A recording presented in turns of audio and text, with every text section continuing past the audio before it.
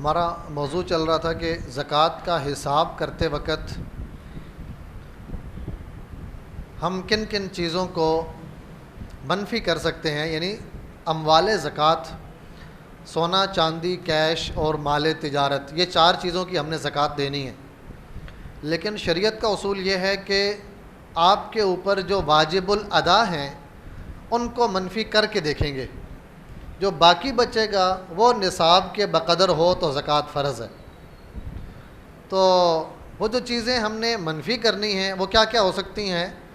مثال کے طور پر قرضہ، قسطوں پر خریدی گئی اشیاء، اگر قسطوں پر خریدی ہوئی چیزیں ان کی قسطیں ماہانہ ہیں یا 3 مہینے میں ایک قسط ہے، تو جب زکوٰۃ ادا کر رہے ہیں آپ، جس دن زکوٰۃ کا حساب کر رہے ہیں، اس مہینے کی جو قسط ہے نا واجب الادا، صرف وہ والی قسط مائنس ہوگی، ساری کی ساری قسطیں مائنس نہیں کریں گے، ٹھیک ہے؟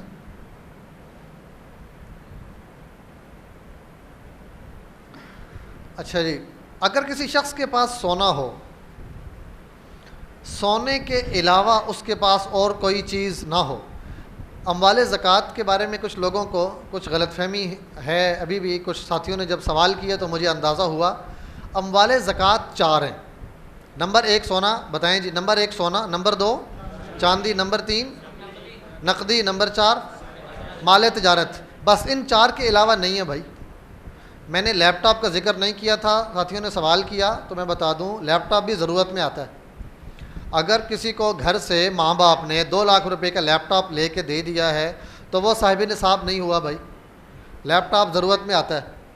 اگر کسی کے پاس موبائل فون ہے اور موبائل فون کی مالیت 2 لاکھ روپے ہے تو موبائل فون بھی ضرورت میں آتا ہے، موبائل فون کی وجہ سے وہ بندہ صاحب نصاب نہیں ہوگا۔ زکوٰۃ 4 چیزوں پر ہی ہے۔ اب ان چاروں چیزوں میں ہم نے دیکھنا ہے کہ نصاب کیا ہے۔ پہلے تو میں نے کہا نا کہ 52.5 تولے چاندی۔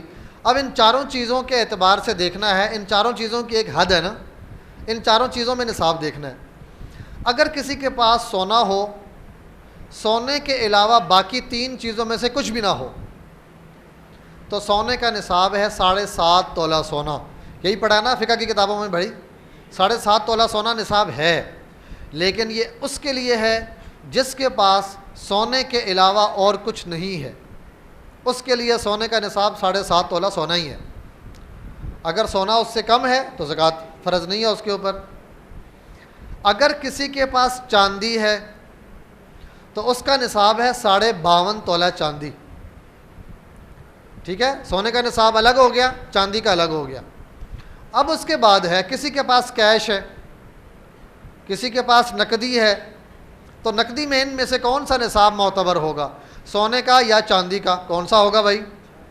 تو شریعت کا اصول ہے انفع للفقراء۔ یہ اصول پڑھا ہے نا بھائی، انفع للفقراء۔ انفع للفقراء کا مطلب یہ ہے کہ غرباء کا کس میں فائدہ ہے۔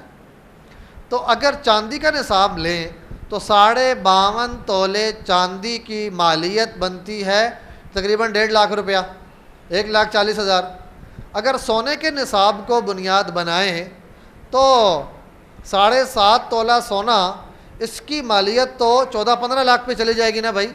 تو معاشرے میں زکوٰۃ دینے والے لوگ تھوڑے ہو جائیں گے نا، کم ہو جائیں گے۔ تو انفع للفقراء، فقراء کا فائدہ کس میں ہے کہ زکوٰۃ کا نصاب چاندی والا رکھا جائے، کیش میں، نقدی میں۔ اسی طرح مال تجارت میں بھی چاندی والے نصاب کا اعتبار ہوگا۔ تو شریعت نے 2 چیزوں کا نصاب متعین کیا ہے، سونے کا اور چاندی کا، کیونکہ اس زمانے میں سونا اور چاندی تھے نا بھائی۔ اگر درہم دینار تھے تو وہ بھی سونے چاندی میں تھے، تو شریعت نے 2 چیزوں کا نصاب بتا دیا۔ اب نقدی تو ہمارے دور کی پیداوار ہے نا، یہ کاغذ کا نوٹ، پہلے زمانے میں تو نہیں تھا نا بھائی۔ تو کاغذ کے نوٹ پر سونے اور چاندی میں سے کون سا نصاب لاگو ہوگا؟ انفع للفقراء۔ تو چاندی کا نصاب اس نقدی پر اپلائی ہوگا، لاگو ہوگا۔ اسی طرح سامان تجارت پر بھی چاندی کا نصاب اپلائی ہوگا۔ اسی طرح اگر کسی شخص کی ملکیت میں 1 سے زیادہ اموال زکوٰۃ جمع ہو جائیں تو بھی چاندی کے نصاب کے اعتبار سے زکوٰۃ دے گا۔ 1 سے زیادہ اموال زکوٰۃ کا مطلب یہ 4 چیزیں ہیں نا، سونا چاندی کیش مال تجارت۔ کسی کے پاس 2 اموال زکوٰۃ ہیں. مثال کے طور پر تھوڑا سا سونا ہے اور تھوڑا سا نقدی ہے، تو تھوڑا سا سونا اور نقدی دو چیزیں جمع ہو گئی ہیں نا. جب دو چیزیں جمع ہو جائیں تو اس پر بھی چاندی کا نصاب لاگو ہوگا. ہمارے گھروں میں عام طور پر یہ والی صورت ہوتی ہے، گھروں میں سونا ہوتا ہے اور نقدی ہوتی ہے، لیکن ہماری خواتین یہ سمجھتی ہیں کہ میرا سونا تو 6 تولے ہے، زکوٰۃ فرض نہیں ہے. حالانکہ خواتین کی ملکیت میں نقدی بھی ہوتی ہے، ان کے اوپر زکوٰۃ فرض ہے. انہیں یہ معلوم نہیں کہ نقدی کی وجہ سے ان کے اوپر چاندی والا نصاب لاگو ہوتا ہے، سونے والا نصاب لاگو نہیں ہوتا. یہ ایک بہت بڑی غلط فہمی ہے جس کی وجہ سے ایک بہت بڑا طبقہ زکوٰۃ ادا ہی نہیں کر رہا. تو جہاں سونا اور نقدی جمع ہو جائیں گے، دو چیزیں ہوں گی، وہاں چاندی کا نصاب یعنی 52.5 تولے چاندی یہ نصاب لاگو ہوگا، انہوں نے زکوٰۃ ادا کرنی ہوگی. اب کاروبار کی کن کن چیزوں پر زکوٰۃ فرض ہے؟ دیکھیں جی، کاروبار میں کیا کیا چیزیں ہوتی ہیں؟ فکس کن پر زکوٰۃ فرض ہے اور کن پر نہیں ہے؟ فکس ایسٹس، جامد اثاثہ جات، کمپنی کی بلڈنگ ہے، کمپنی کے کمپیوٹرز ہیں، کمپنی کا فیکٹری کا فرنیچر ہے. آپ کی دکان بھی ہے، اگر آپ کی دکان کا فرنیچر بھی ہے نا بھائی، آپ کی دکان پہ جو ریک لگے ہوئے ہیں جن میں آپ نے سامان رکھا ہوا ہے، ان کی بھی تو ایک ویلیو ہے نا. یہ فکس ایسٹس ہیں، ان کے اوپر زکوٰۃ فرض نہیں ہے. ٹھیک ہے، دو آپ کے فکسچرز ہیں دکان میں، آپ کے فکسچرز ہیں، ان کے اوپر زکوٰۃ فرض نہیں ہے. خام مال پڑا ہوا ہے، آپ کا فیکٹری ہے، آپ کی خام مال جتنا بھی پڑا ہوا ہے، جس حالت میں ہے اسی حالت میں اگر اس کو بیچیں تو جو اس کا ریٹ لگے گا اس قیمت فروخت پر زکوٰۃ فرض ہے. ٹھیک ہے جی. زیر تکمیل، ورک ان پروسیس، آپ کا کچھ مال، مثال کے طور پر آپ چمڑے کی چیزیں بناتے ہیں، چمڑا کاٹ لیا آپ نے، آپ گارمنٹس کی فیکٹری ہے آپ کی، کپڑا کاٹ لیا، کپڑے بنانے ہیں آپ نے، تو جتنا بھی یہ مال کٹا ہوا پڑا ہوا ہے، اس میں جتنا مال جو کٹا ہوا ہے اس کا اسی حال میں اگر بیچیں، جو ریٹ لگے گا اس ریٹ کے اعتبار سے ہم نے زکوٰۃ دینی ہے. ظاہر ہے جب کپڑے سل جائیں گے، ریڈی میڈ کپڑے سل جائیں گے تو ان کا ریٹ کچھ اور ہوگا نا بھائی. تو آج اگر ہم نے زکوٰۃ دینی ہے تو ہم نے دیکھنا ہے کہ اس وقت اسی حال میں اگر میں اس کو بیچوں تو یہ کتنے میں بک سکتا ہے، جو اس کا مارکیٹ ریٹ ہوگا اسی پر ہم نے آج زکوٰۃ دینی ہے. فروخت کے لیے تیار مال، فنش گڈز، اس کا تو ریٹ پتہ چل چکا ہوتا ہے، اس پر زکوٰۃ فرض ہے. پیکنگ مٹیریل، اب یہ ایسی چیز ہے کہ کتنے لوگ پیکنگ مٹیریل پر زکوٰۃ نہیں دیتے کہ یہ تو میں نے پیکنگ مٹیریل جو رکھا ہوا ہے اس کو میں بیچتا تو نہیں ہوں، اس کے اوپر زکوٰۃ نہیں دیتے. بھائی دیکھیں، آپ اگر کوئی چیز بیچ رہے ہیں نا، اس کو پیک کرنے کے اوپر آپ کا خرچہ آ رہا ہے، تو اس چیز کا ریٹ لگانے میں پیکنگ مٹیریل کو بھی شامل کر رہے ہوتے ہیں نا بھائی، کہ اتنے کا تو میرا شاپر ہے بھائی. اور اگر آپ کسی کو اکٹھے یہ شاپر اٹھا کر دیں تو مفت میں تو نہیں دیں گے نا بھائی. آپ یہ شاپر فری کس کو دیں گے؟ صرف اسی کو دیں گے نا جو آپ سے سامان خریدے. اگر کوئی آپ سے شاپر مانگ لے کہ آپ کے جو شاپنگ بیگ ہے نا یہ بہت اچھے ہیں، آپ مجھے 100 شاپنگ بیگ اپنے دے دیں، میں نے اپنے مدرسے کے بچوں کو کچھ گفٹ دینے ہیں، تو آپ اپنی دکان کے جو پرنٹڈ آپ کے بیگ ہیں وہ مجھے دے دیں. تو پرنٹڈ بیگ پیسوں کے دے گا نا بھائی، ان کی ویلیو ہے نا. پتہ چلا کہ یہ بھی مال تجارت میں شامل ہے، اس کی بھی زکوٰۃ ادا کرنی ہے.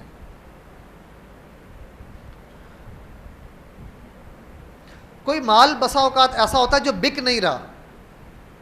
مثال کے طور پر گارمنٹس کے لوگ، گارمنٹ سیکٹر والے نا، ایک سوٹ جب سیتے ہیں تو مختلف کلر کے سوٹ سلتے ہیں نا، ایک نمبر کے مختلف کلر کے سوٹ بنتے ہیں. تو مثال کے طور پر ایک نمبر ہے 26 نمبر، اس 26 نمبر کے آپ نے 12 کلر کے سوٹ سلوائے ہیں، 12 سوٹ سلوائے ہیں، 12 رنگ ہیں. اب 12 رنگوں میں سے 26 نمبر کے 12 رنگوں میں سے 10 رنگ تو بک گئے، 2 رنگ ایسے ہیں کہ وہ نہیں بکے. اس طرح ہر نمبر کے کپڑوں میں 1-2 سوٹ بچ جاتے ہیں. یہ کپڑا آپ کا پھنس گیا نا، یہ رک گیا، آپ کا مال آپ کا ایسا ہے کہ سٹاک تو ہے آپ کے پاس لیکن یہ بک نہیں رہا. تو ایسی صورت میں ایسے مال کا کیا کریں گے؟ زکوٰۃ کس طرح دیں گے؟ 1-2 سال اگر آپ نے اس مال کو سنبھالا ہے، اس کا کلر بھی تھوڑا سا خراب ہو گیا ہے، تھوڑا سا میلا بھی ہو گیا ہے، اب اس کو بیچنا آسان کام نہیں ہے. اب اس کی زکوٰۃ کیسے دیں گے؟ تو متعلقہ شعبے کے ماہر لوگوں کی لگائی گئی قیمت فروخت کے اعتبار سے زکوٰۃ دینی ہوگی۔ گارمنٹ سیکٹر کے ایک دو بندے ان کو بلائیں اور ان سے کہیں کہ یار یہ میرا مال ہے، اگر میں اسی حال میں بیچوں تو کتنے کا بکے گا؟ تو وہ چاہے اس کی ویلیو اسکریپ کی ویلیو لگے، ویلیو تو ہے نا بھائی، اس کی ویلیو لنڈے کی ویلیو لگے، ویلیو ہے نا۔ آپ کا 2 سوٹ اچھے سلے ہوئے ہیں، میلے ہو گئے ہیں نا، ذرا کلر ان کا خراب ہو گیا ہے، لیکن کسی نہ کسی ریٹ پر تو بکیں گے نا۔ اگر سوٹ آپ کا 2000 کا بک رہا تھا پہلے، لیکن اب اگر آپ یہ سوٹ بیچیں تو ہو سکتا ہے 400-500 کا سوٹ تو بک ہی جائے گا نا بھائی۔ آپ سے 400-500 کا لے کر آگے کوئی بندہ سیل لگا کر 600-700 کا بیچ دے گا، تو 400-500 کا بھی اگر بکتا ہے تو ایک ویلیو ہے نا۔ تو اس شعبے کے 2 ماہر لوگوں کو بلا لیں، ان سے رائے لیں کہ میرا یہ مال کتنے کا بک سکتا ہے، جتنی اس کی ویلیو لگے اتنی ویلیو کو زکوٰۃ کے حساب میں شامل کر دیں۔ اگر کوئی مال آپ نے رفاہی کاموں کے لیے رکھا ہے، مثال کے طور پر آپ نے کچھ کپڑا نکال دیا کہ یہ کپڑا میں نے صدقہ کرنا ہے، بس دینا ہے، الگ کر دیا آپ نے، صدقہ دینا ہے آپ نے، یہ کپڑا 100 سوٹ ہیں آپ نے سوچا کہ یہ میں نے صدقہ دینے ہیں، تو پھر اس کی زکوٰۃ دینے کی ضرورت نہیں ہے۔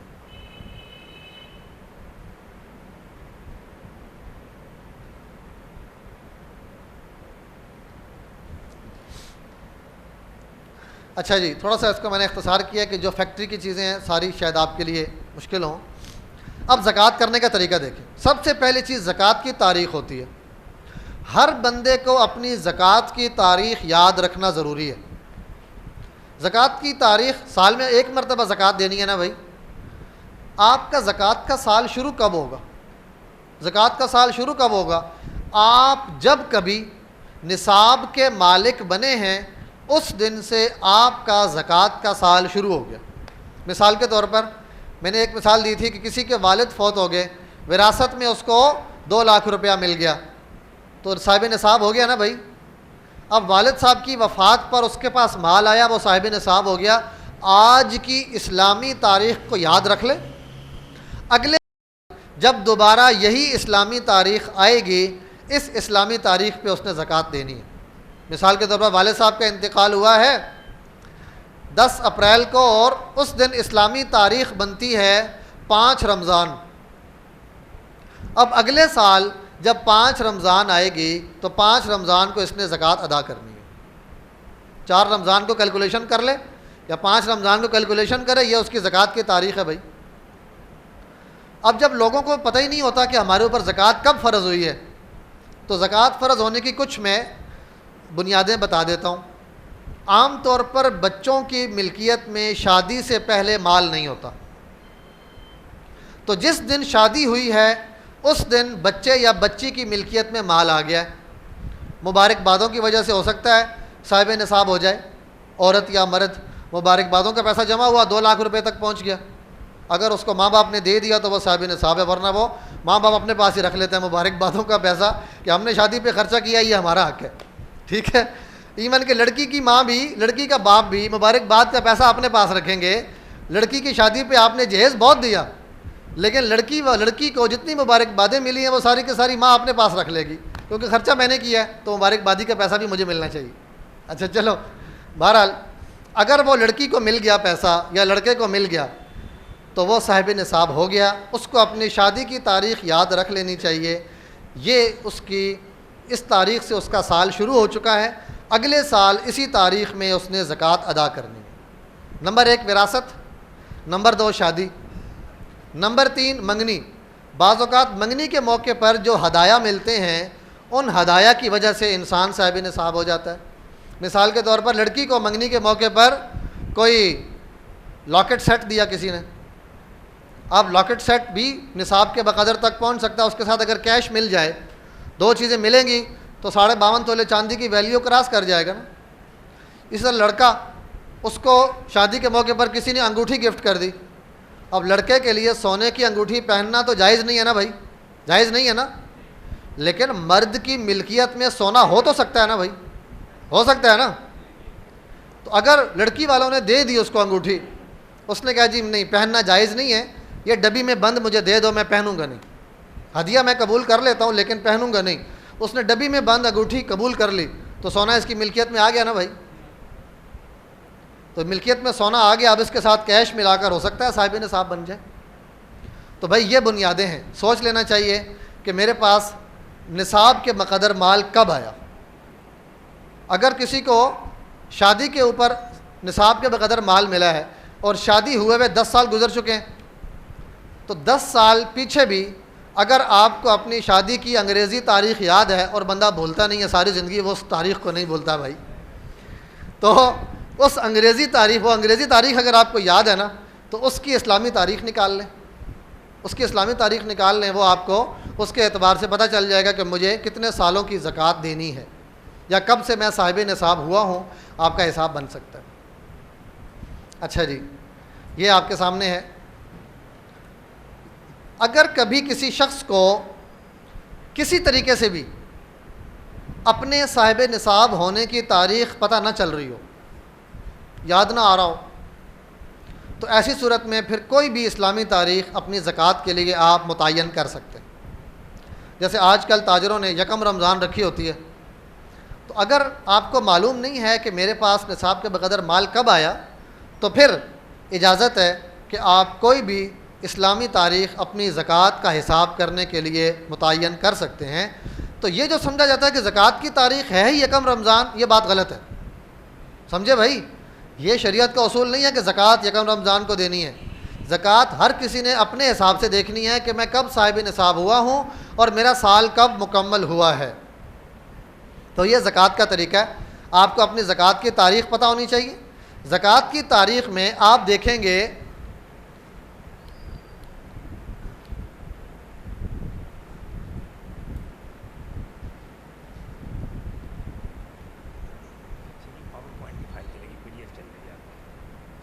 یہ اچھا چلو نہیں، یہ پاور پوائنٹ ہے، یہ پاور پوائنٹ ہے، یہ پی پی ٹی ہے، جی جی یہ دیکھیں، یہ دیکھیں لائٹ، اچھا لائٹ نہیں جل رہی، ٹھیک ہے ٹھیک ہے، کوئی بات نہیں ٹھیک ہے صحیح ہے۔ اچھا جی، تو یہ ہے آپ کی زکوٰۃ کی تاریخ۔ زکوٰۃ کی تاریخ میں آپ نے قابل زکوٰۃ اموال ان کا حساب لگانا ہے۔ تو قابل زکوٰۃ اموال کتنے ہیں بھائی؟ 4، سونا، چاندی، نقدی، مال تجارت۔ تو سب سے پہلے لکھیں کہ آپ کے پاس جو سونا ہے اس کی ویلیو کتنی ہے۔ پتہ چلا کہ آپ کے پاس جو سونا ہے اس کی ویلیو بنتی 8 لاکھ روپے۔ چاندی کتنی ہے؟ چاندی آپ کے پاس ہے ہی نہیں، 0۔ کیش کتنا ہے آپ کے پاس؟ پتہ چلا کہ 4 لاکھ روپے آپ کے پاس کیش ہے۔ 3 لاکھ روپے اپنے پاس ہے، 1 لاکھ روپیہ کسی بھائی نے لیا ہوا ہے، وہ بھی اس نے واپس کرنا ہے، تو وہ آپ کا ہی ہے نا۔ 4 لاکھ روپے آپ کے پاس کیش ہے، 12 لاکھ ہو گیا۔ سامان تجارت کتنا ہے آپ کے پاس؟ سامان تجارت آپ نے نکالا تو مثال کے طور پر آپ کپڑے بیچتے ہیں، آپ نے گھر میں کچھ کپڑے کے تھان رکھے ہوئے کپڑے بیچتے ہیں، وہ 5 لاکھ کا مال وہ پڑا ہوا ہے۔ 12 اور 5 کتنا ہو گیا بھائی؟ 17 لاکھ ہو گیا آپ کے پاس۔ یہ آپ کے قابل زکوٰۃ اموال نکلے ہیں، ٹھیک ہے۔ ابھی اس کے اوپر زکوٰۃ نہیں دینی۔ اس میں سے ادائیگیاں، جو چیزیں آپ کے اوپر واجب الادا ہیں ان کو منفی کریں۔ 17 لاکھ میں سے مثال کے طور پر آپ کے اوپر 2 لاکھ کا قرضہ ہے، 2 لاکھ کو منفی کیا، کتنے بچ گئے بھائی؟ 15 لاکھ۔ بجلی کا بل آپ کا آ چکا ہے 30,000 روپے، منفی کر دیں، کتنا بچا آپ کے پاس؟ 14,70,000 روپے۔ گیس کا بل آپ کا آ چکا ہے، مثال لے لیں 10,000 روپے، تو 14,60,000 روپے ہو گئے۔ اچھا جی، پچھلے مہینے کا آپ نے سودا کسی سے ادھار لیا تھا، اس کے 20,000 روپے رہتے ہیں، وہ بھی منفی کریں گے، 14,40,000 روپے بچ گئے، ٹھیک ہے۔ آپ کے بچوں کی اسکول کی فیسوں کی رسیدیں آ چکی ہیں، آپ نے دینی ہیں، 40,000 روپیہ وہ ڈیو ہے آپ کے اوپر، وہ منفی کریں، کتنا بچ گیا آپ کے پاس؟ 14,000 بچ گیا، 14 لاکھ بچ گیا۔ تو 14 لاکھ جو باقی بچا ہے، اس کے علاوہ کوئی واجب الادا آپ کے اوپر نہیں ہے، تو یہ 14 لاکھ قابل زکوٰۃ مقدار ہے، سمجھے بھائی؟ زکوٰۃ اس کی دینی ہے، ٹھیک ہے۔ پہلے 17 لاکھ بنا تھا، 17 لاکھ ٹوٹل اموال زکوٰۃ ہیں۔ ٹوٹل اموال زکوٰۃ میں سے واجب الادا کو مائنس کریں گے، منفی کریں گے، جو باقی بچے گا وہ قابل زکوٰۃ مقدار ہے۔ اس قابل زکوٰۃ مقدار کا 2.5% نکالیں گے تو یہ آپ کی واجب الادا زکوٰۃ نکل آئے گی. تو 14 لاکھ کا 2.5% اگر حساب کرنا کسی کو مشکل لگے تو 14 لاکھ کو 40 پہ تقسیم کر دیں. کوئی کر سکتے ہیں فوری طور پر کسی کے پاس موبائل پہ 14 لاکھ کو 40 پہ تقسیم کریں؟ 35,000 روپے. 35,000 روپے. تو یہ جو ہم لوگ ہیں نا، اصل میں یہ جو ہم لوگ سارے کیلکولیٹر کے محتاج ہیں نا، تو کوئی پرانا بندہ ہی فوری حساب کر سکتا ہے. ٹھیک ہے نا جی. تو 35,000 روپے اور بتا دیا انہوں نے جی. تو 35,000 روپے آپ کی زکوٰۃ. تو جتنے قابل زکوٰۃ مقدار جتنی بنی اس کو 40 پہ تقسیم کریں، زکوٰۃ نکل آئی. یہ کیلکولیشن سیکھنا ضروری ہے اور آگے سکھانا بھی ضروری ہے. ایک عام دکاندار جس سے آپ کی اچھی دوستی ہے، اس کا آپ کے اوپر یہ حق ہے، اس سے پوچھیں یار زکوٰۃ کیسے کیلکولیٹ کرتے ہو. یقین جانیں میں 95% اگر کہوں نا تو جھوٹ نہیں ہوگا یا یہ مبالغہ نہیں ہوگا. اپنے جاننے والے دکانداروں سے پوچھیں کہ زکوٰۃ کیلکولیٹ کرنی آتی ہے، اس کو نہیں آتی ہوگی. تو بھائی یہ ہمارے اوپر امت کے لیے ہمارے اوپر یہ فرض ہے کہ یہ معاملات کا دین ان تک پہنچانا ہے. اگر کوئی دینی اداروں کے ساتھ مالی معاونت کر رہا ہے اور دینی ادارے نے اس کو معاملات کا دین نہیں دیا، کل قیامت کے دن ہم سب جواب دہ ہوں گے. ہم نے ان لوگوں کے مال سے فائدہ اٹھایا لیکن ان کو ان کی ضرورت کا اللہ کا دین نہیں دیا. یہ ہم سب کی ذمہ داری ہے بھائی. اچھا جی، تو جب ہم نے 40 پہ تقسیم کیا تو واجب الادا زکوٰۃ نکل آئی. یہ واجب الادا ہم نے مستحق زکوٰۃ کو دینی ہے. اب یہاں تک واجب الادا زکوٰۃ تک تو ہم پڑھ چکے. آگے اب آتے ہیں جی. ایک مثال لے لیں. ایک شخص کے پاس ربیع الاول کے مہینے میں 20,000 روپے ہیں. اس میں 10,000 روپے جمع ہو گئے تو ربیع ثانی میں اس کے پاس 30 ہو گئے. ربیع ثانی میں 5,000 منفی ہو گئے تو رجب میں اس کے پاس کتنے ہو گئے بھائی؟ یہ تھوڑا سا حساب غلط ہوا پڑا ہے یہاں پر بھائی. آپ رجب سے شروع کریں، پچھلا حساب چھوڑ دیں.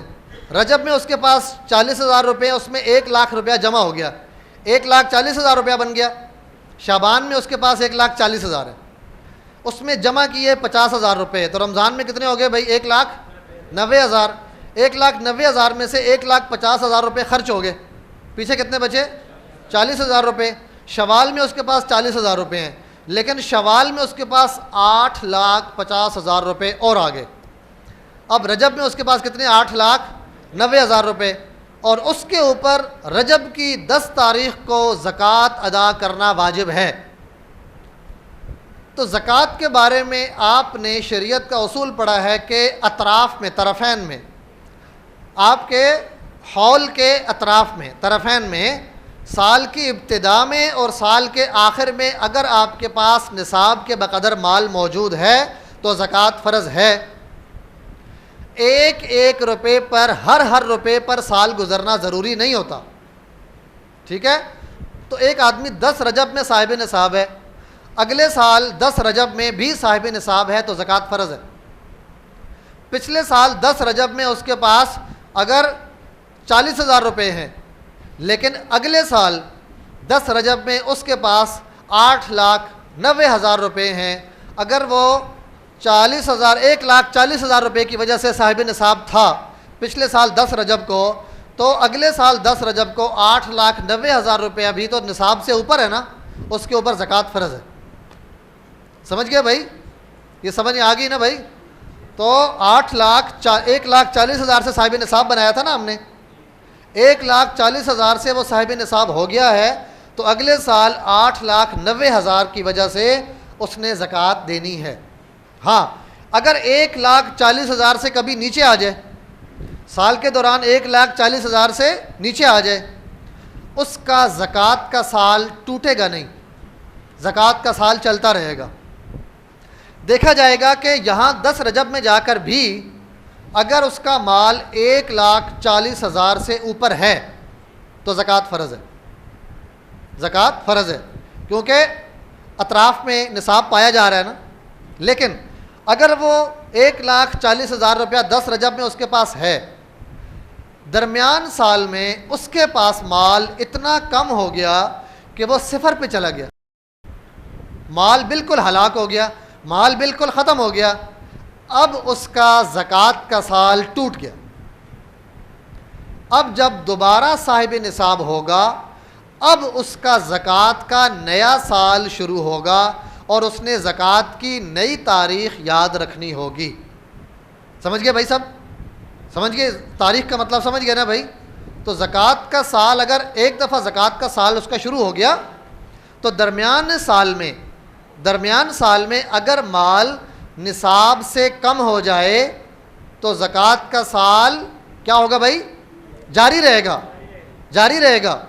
10 رجب کو صاحب نصاب ہے، اگر اگلے سال میں درمیان میں رمضان میں شوال میں اس کا مال نصاب سے کم بھی ہو جائے تو زکوٰۃ کا سال بولیں بھائی جاری رہے گا، زکوٰۃ کا سال جاری رہے گا۔ دیکھیں گے رجب میں 10 رجب میں بھی اس کے پاس نصاب کے بقدر مال ہے تو اس نے زکوٰۃ دینی ہے، لیکن اگر 10 رجب کو صاحب نصاب تھا، درمیان میں شوال میں اس کے پاس مال ختم ہو گیا، صفر ہو گیا، تو اب اس کا زکوٰۃ کا سال ٹوٹ جائے گا۔ اب سمجھ میں آ گیا بھائی؟ پہلے کچھ ساتھیوں کو سمجھ میں نہیں آیا تھا، ان کے سارے لانے سے مجھے اندازہ ہو گیا۔ تو بھائی اب جب اس کا مال ختم ہو گیا نا تو زکوٰۃ کا سال ٹوٹ گیا۔ اب جب دوبارہ اس کے پاس مال آئے گا، اب نئے سرے سے اس کا زکوٰۃ کا سال شروع ہوگا اور اب اس نے زکوٰۃ کی تاریخ کو یاد رکھنا ہوگا۔ چلیے جی آگے چلتے ہیں۔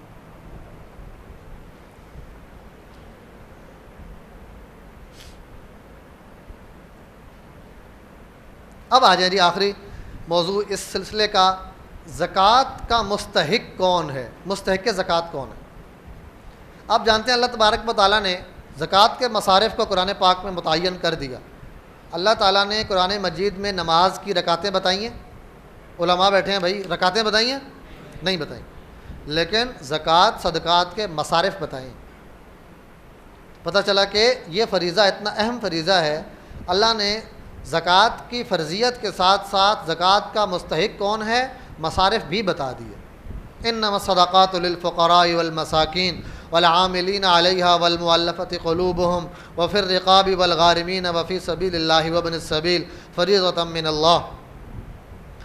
تو زکوٰۃ اور صدقات واجبہ کے اصل حقدار کون ہیں؟ فقراء اور مساکین۔ باقی عاملین زکوٰۃ، مؤلفۃ القلوب، یہ چیزیں اتنی زیادہ آج کل کے حساب سے ریلیونٹ نہیں ہیں۔ خلاصہ یہ ہے کہ غرباء اور مساکین زکوٰۃ کے مستحق ہیں۔ یہ سارے کے سارے اللہ تعالیٰ نے مصارف بیان کیے ہیں، فقراء، مساکین، غلام آزاد کرنا، مقروض لوگ، مجاہد، مسافر، مؤلفۃ القلوب، عاملین۔ تو ہم نے پہلے 2 بتائے ہیں آپ کو، فقراء و مساکین۔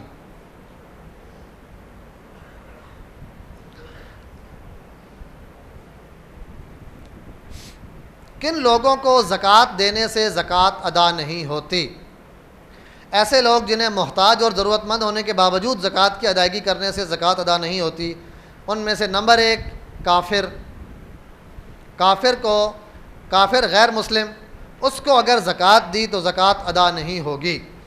کتنے لوگ ایسے ہیں ہسپتالوں میں زکوٰۃ دیتے ہیں نا، ہسپتال زکوٰۃ لے رہے ہیں نا، رمضان آ رہا ہے نا، آپ کی ہر سڑک پہ ہسپتالوں کے بورڈ لگ جائیں گے، زکوٰۃ دیں ہمیں۔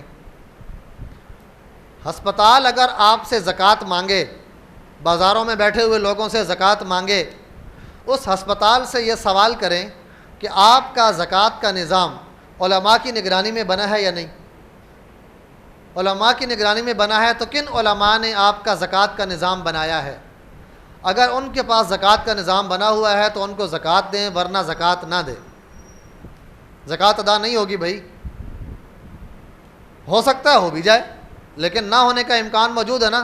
اس ہسپتال میں اگر کوئی غیر مسلم علاج کے لیے آئے گا، اس کے اوپر زکوٰۃ خرچ ہو سکتی ہے نا بھائی۔ اگر انہوں نے کسی سے زکوٰۃ کے احکام سیکھے نہیں ہیں، زکوٰۃ کا سسٹم بنوایا نہیں ہے، تو وہ زکوٰۃ کے پیسے سے غیر مسلم کا علاج کر دیں گے تو زکوٰۃ دینے والے کی زکوٰۃ ادا نہیں ہوئی نا۔ ٹھیک ہے بھائی؟ اسی طرح یہاں لکھا ہوا نہیں ہے لیکن زکوٰۃ میں ایک شرط یہ ہے، جس کو آپ نے زکوٰۃ دینی ہے اس کو آپ نے مالک بنا کر زکوٰۃ دینی ہے، اس کو آپ نے اونرشپ دینی ہے، ملکیت دینی ہے اس چیز کے اوپر۔ کتنے ایسے ادارے ہیں جو لوگوں سے زکوٰۃ لیتے ہیں لیکن میتوں کے کفن دفن پر اس زکوٰۃ کو خرچ کرتے ہیں۔ میت مالک بنتا ہے بھائی، کفن کا مالک بنتا ہے میت، بولے نا بھائی، ملکیت نہیں ہے نا اس کی۔ تو زکوٰۃ سے میت کے کفن دفن کے اخراجات کرنے سے زکوٰۃ ادا نہیں ہوتی، زکوٰۃ کسی انسان کو مالک بنا کر دینے سے ادا ہوتی ہے۔ کتنے رفائی ادارے ہیں، لوگ ان کو زکوٰۃ کیوں دے رہے ہیں جی؟ لوگوں کے کفن دفن پہ خرچ کرتے ہیں، یہ لاوارث میتوں کو دفناتے ہیں جی، لوگ زکوٰۃ دے دیتے ہیں، زکوٰۃ ادا نہیں ہوگی بھائی۔ احکام نہ سیکھنے کی وجہ سے کیا ہوتا ہے، جس نے زکوٰۃ دی ہے اس نے بھی اپنے اس شعبے سے متعلق احکام نہیں سیکھے، اور جو زکوٰۃ لے رہا ہے وہ بھی ناواقف ہے، دونوں کی ناواقفیت کی وجہ سے زکوٰۃ ادا نہیں ہو رہی۔ میاں بیوی ایک دوسرے کو زکوٰۃ نہیں دے سکتے، میاں بیوی ایک دوسرے کو زکوٰۃ نہیں دے سکتے، اصول و فروع کو زکوٰۃ نہیں دے سکتے۔ اصول و فروع کس کو کہتے ہیں؟ جن کی نسل سے ہم ہیں وہ ہمارے اصول ہیں، باپ ماں، دادا دادی، نانا نانی، پردادا پردادی، پڑنانا پڑنانی، ہم ان کی نسل سے ہیں نا بھائی، ان کو زکوٰۃ دینے سے زکوٰۃ ادا نہیں ہوگی۔ اور فروع کیا ہے؟ جو ہماری نسل سے ہوں گے ان کو بھی زکوٰۃ نہیں دے سکتے، بیٹا بیٹی، پوتا پوتی، نواسا نواسی، ان کو زکوٰۃ نہیں دے سکتے۔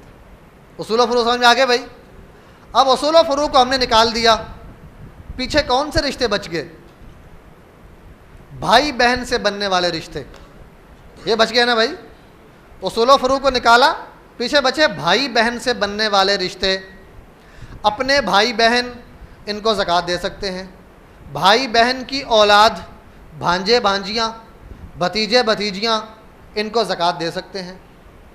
باپ کے بھائی بہن، چچا پھپھی، ان کو زکوٰۃ دے سکتے ہیں، ان کی اولاد کو بھی دے سکتے ہیں، چچا زاد بھائی بہنوں کو، پھپھی زاد بھائی بہنوں کو زکوٰۃ دے سکتے ہیں۔ ماں کے بھائی بہن، خالہ، ماموں، ان کی اولادوں کو بھی زکوٰۃ دے سکتے ہیں۔ تو پتہ چلا کہ اوپر سے نیچے اصول و فروع ان کو زکوٰۃ نہیں دے سکتے، اور سائیڈوں پہ بھائی بہن سے بننے والے رشتے ان کو زکوٰۃ دی جا سکتی۔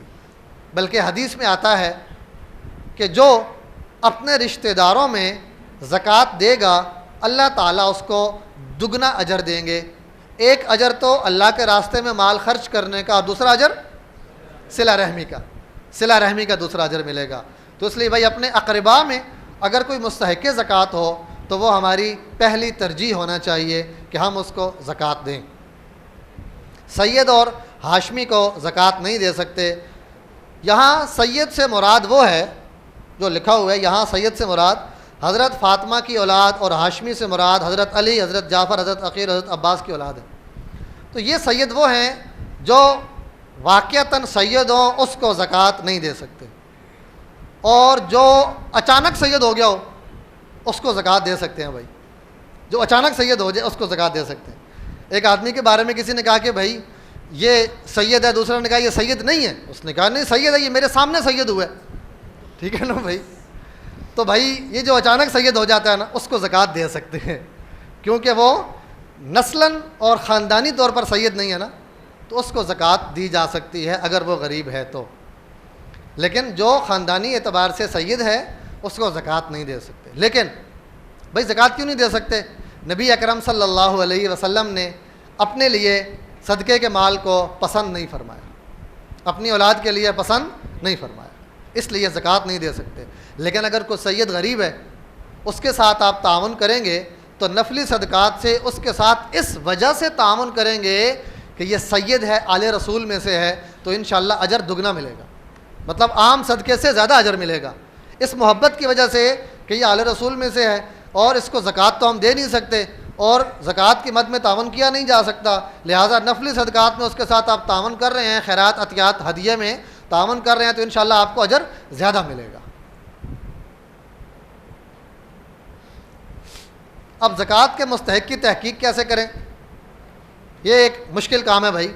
تو تو اگر کسی کے بارے میں غالب گمان ہو جائے کہ یہ مستحق زکوٰۃ ہے تو اس کو آپ زکوٰۃ دے سکتے ہیں، غالب گمان کافی ہے۔ اب زکوٰۃ کی ادائیگی کا طریقہ، سب سے پہلے چیز صحیح مصرف پر زکوٰۃ خرچ کرنا ضروری ہے۔ اقیموا الصلاۃ وآتوا الزکاۃ، زکوٰۃ ادا کرو۔ تو ادا کرنا کیا ہے؟ صحیح مصرف پہ ہوگی تو ادا ہوگی نا بھائی، صحیح مصرف پہ ہوگی تو زکوٰۃ ادا ہوگی نا بھائی۔ تو زکوٰۃ کی ادائیگی، اس کے لیے بھی کوشش اور اہتمام کرنا مزکی کا فرض ہے۔ جس نے زکوٰۃ دینی ہے نا بھائی، اس کی ذمہ داری ہے کہ وہ مصرف کو تلاش کرے کہ اس مصرف پر زکوٰۃ لگتی ہے کہ نہیں لگتی۔ اگر وہ ایسے ہی کسی کو زکوٰۃ دے دیتا ہے، کسی بندے کو، یار میری زکوٰۃ دے دینا، اور جس کو اس نے پیسے پکڑائے ہیں زکوٰۃ کے وہ احکام زکوٰۃ نہیں جانتا، تو وہ بھی گناہ گار ہوگا جس کے ہاتھ میں پیسے ہیں، اور جس نے پکڑائے ہیں وہ بھی گناہ گار ہوگا، اس کی زکوٰۃ ادا نہیں ہوگی۔ بھائی قبلے کے بارے میں آپ نے پڑھا ہے نا، اگر آپ کسی اجنبی جگہ پہ گئے ہیں، آپ کو پتہ نہیں کہ قبلہ کس طرف ہے، تو آپ کیا کریں گے بھائی؟ تحری کریں گے۔ آپ نے تحری کی، قبلے کا اندازہ لگایا، پھر آپ نے نماز پڑھ لی، نماز پڑھنے کے بعد پتہ چلا کہ میری تحری ٹھیک تھی، میرا اندازہ ٹھیک تھا، تو نماز ہو گئی نا۔ لیکن اگر نماز پڑھنے کے بعد پتہ چلا کہ میرا اندازہ غلط تھا تو پھر کیا ہوگا؟ نماز پھر بھی ہوگی، کیونکہ آپ نے اپنی ذمہ داری ادا کی نا، تحری کی نا، آپ نے اندازہ لگایا نا، آپ نے اپنی عقل استعمال کی نا، نماز آپ کی پھر بھی ادا ہوگی۔ لیکن اگر آپ نے تحری نہیں کی اور ویسے ہی مصلی بچھایا، ایک جگہ نماز پڑھ لی، تو اگر قبلہ درست تھا تو نماز آپ کی ہو گئی، اور اگر قبلہ درست نہیں تھا تو پھر نماز نہیں ہوئی۔ تو زکوٰۃ میں بھی ایسا ہی ہے بھائی، اگر آپ نے مصرف کی تحقیق کر کے زکوٰۃ ادا کی ہے تو پھر اگر بعد میں پتہ چلے کہ وہ تو مصرف نہیں تھا، وہ بندہ تو غریب نہیں ہے، اس کے پاس تو مال تھا، لیکن آپ نے تحقیق کی تھی، آپ کی زکوٰۃ ادا ہو گئی۔ لیکن اگر آپ نے تحقیق کے بغیر کسی کو پیسہ دے دیا ایسے ہی، اور بعد میں پتہ چلا کہ وہ تو مصرف نہیں تھا، تو آپ کی زکوٰۃ ادا نہیں ہوگی، اس لیے کہ زکوٰۃ کی ادائیگی کے لیے جو علم حاصل کرنا چاہیے تھا وہ علم بھی حاصل نہیں کیا آپ نے، اور پھر زکوٰۃ کی ادائیگی کے لیے جو تحقیق کرنی چاہیے تھی وہ آپ نے تحقیق بھی نہیں کی، اس لیے آپ کی زکوٰۃ ادا نہیں ہوگی۔ نیت کا ہونا ضروری ہے بھائی، زکوٰۃ کے لیے نیت کرنا۔ نیت کا مطلب کیا؟ آپ کے ذہن میں ہو کہ میں نے زکوٰۃ دے رہا ہوں، بس کافی ہے۔ نیت یہ نہیں ہے کہ آپ دیتے وقت زبان سے کچھ کہیں، کچھ بھی ضرورت نہیں ہے بھائی۔ آپ کسی کو پیسے دے رہے ہیں، اس وقت آپ کے ذہن میں ہو کہ میں یہ زکوٰۃ کی نیت سے دے رہا ہوں، یہ میں زکوٰۃ دے رہا ہوں، تو یہ نیت کافی ہے۔ آپ نے فقہ کی کتابوں میں پڑھا ہے کہ آپ زکوٰۃ کی نیت سے پیسے نکال کر الگ کر دیں، اور پھر جب کوئی غریب آئے ان پیسوں میں سے نکال کر دے دیں، اپنی بیوی کو کہہ دیں، اپنے بھائی کو کہہ دیں کہ یار یہ زکوٰۃ کے پیسے ہیں، جب کوئی غریب آئے تو وہاں سے اٹھا کر دے دے۔ تو کیا ہر مرتبہ نیت کرنا ضروری ہے؟ نہیں، ایک مرتبہ آپ نے زکوٰۃ کی نیت سے الگ کر کے رکھ دی ہے، بس کافی ہے، نیت ہو گئی ہے، بار بار نیت کرنا ضروری نہیں ہے۔ لیکن اگر کبھی آپ نے کسی بندے کو قرضہ دیا اور وہ اب قرضہ واپس نہیں کر رہا، 4-5 سال ہو گئے ہیں قرضہ نہیں دے رہا، وہ ہے بھی غریب، اب اس کو جو جتنے پیسے آپ نے قرضہ دیے ہیں یہ قرضہ آپ زکوٰۃ میں ایڈجسٹ نہیں کر سکتے، کیونکہ جب آپ نے پیسے دیے تھے تو زکوٰۃ کی نیت نہیں تھی نا بھائی، اس وقت قرضے کی نیت تھی نا، قرض کی نیت تھی، لہٰذا آج آپ اس پیسے کو زکوٰۃ میں ایڈجسٹ نہیں کر سکتے۔ اگلی بات، تملیک۔ زکوٰۃ کسی بھی شخص کو مستحق زکوٰۃ کو مالک بنا کر دینا ضروری ہے۔ اس وقت معاشرے میں اتنی خرابیاں ہیں کہ لوگ زکوٰۃ کے مال سے ہسپتالوں میں کھانا کھلاتے ہیں۔ لوگ سے مراد بڑے بڑے ادارے، کمپنیوں کی زکوٰۃ، جن کی کروڑوں میں زکوٰۃ بنتی ہے، ہسپتالوں میں زکوٰۃ کے مال سے کھانا کھلایا جا رہا ہوتا ہے۔ حتیٰ کہ آپ کی سڑکوں پر دسترخوان لگے ہوتے ہیں نا بھائی، جا کر دیکھیے گا سڑکوں پر جو دسترخوان لگے ہیں وہاں بھی انہوں نے چندے کی جو اپیل کی ہوئی ہے اس میں زکوٰۃ بھی لکھا ہوا ہے۔ جو سڑک پر لگے ہوئے دسترخوان پہ بیٹھ کر کھانا کھا رہا ہے، یہ کھانا تملیک ہے یا اباحت ہے؟ اباحت ہے نا بھائی۔ اباحت کا مطلب کہ جتنا کھانا ہے بیٹھ کے کھا لے جانے کی اجازت نہیں ہے نا۔ تو ہسپتال میں جو کھانا ملتا ہے مریضوں کو، وہ ملکیت ہے یا اباحت ہے؟ اباحت ہے نا بھائی، کہ آپ نے جتنا کھانا کھا لیں، باقی کھانا ہسپتال والے واپس لے جائیں گے، آپ کو وہ کھانا گھر بھیجنے کی اجازت نہیں ہے۔ پتہ چلا کہ اس کھانے کے اوپر زکوٰۃ ادا نہیں ہو سکتی کیونکہ یہ ملکیت نہیں ہے۔ لیکن اگر آپ کھانے کی مد میں زکوٰۃ دینا چاہتے ہیں، آپ کھانے کے باکس بنائیں، آپ چاول تقسیم کرنا چاہتے ہیں زکوٰۃ میں، اس کے باکس بنا کر لوگوں میں تقسیم کر دیں، وہ گھر لے جائیں یا کسی کو گفٹ کر دیں، تو یہ تملیغ ہے کہ اباحت ہے؟ یہ تملیغ ہوگی ہے نا بھائی، یہاں زکوٰۃ ادا ہو جائے گی۔ تو بھائی زکوٰۃ وہاں ادا ہوتی ہے جہاں ملکیت پائی جائے، جہاں ملکیت نہ پائی جائے، اباحت ہو یعنی صرف اس چیز کو کھانا یا استعمال کرنا اس کی اجازت ہو، تو وہاں زکوٰۃ ادا نہیں ہوگی۔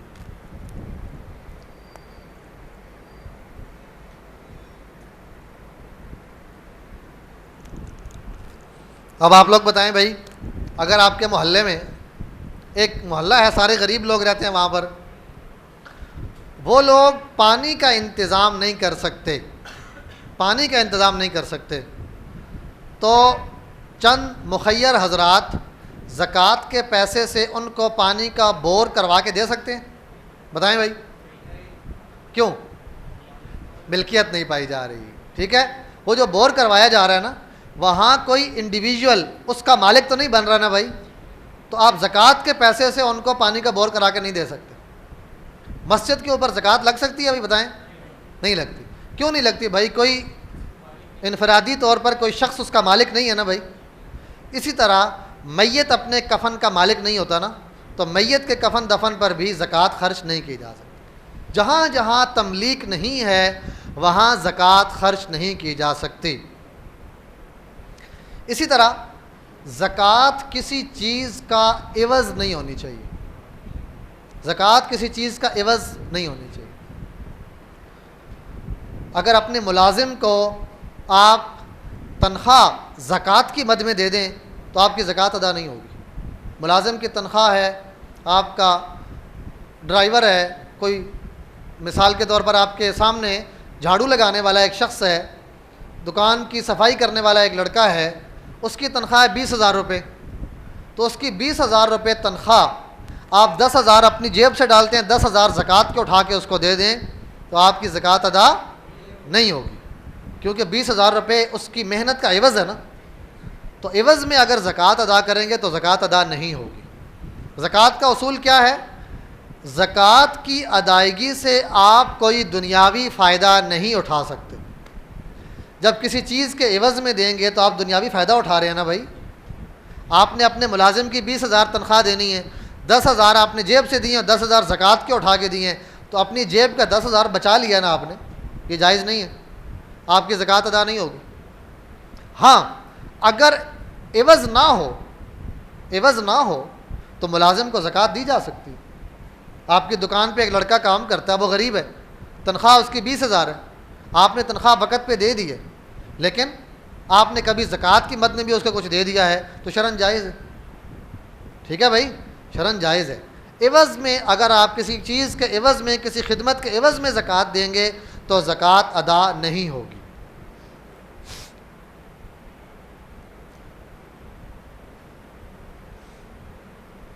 ایک چیز یہاں پر جو پہلے نہیں آئی، نمبر 3 دیکھیں، اگر مستحق کو زکوٰۃ کی رقم دیتے وقت نیت نہیں کی تو اس وقت تک نیت کی جا سکتی ہے جب تک مستحق نے اس پیسے کو خرچ نہیں کیا۔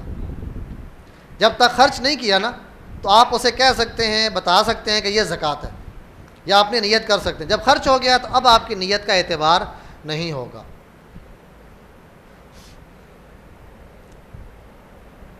اگر آپ زکوٰۃ کے پیسے سے کسی کو قرضہ دے دیں تو بھی زکوٰۃ ادا نہیں ہوگی۔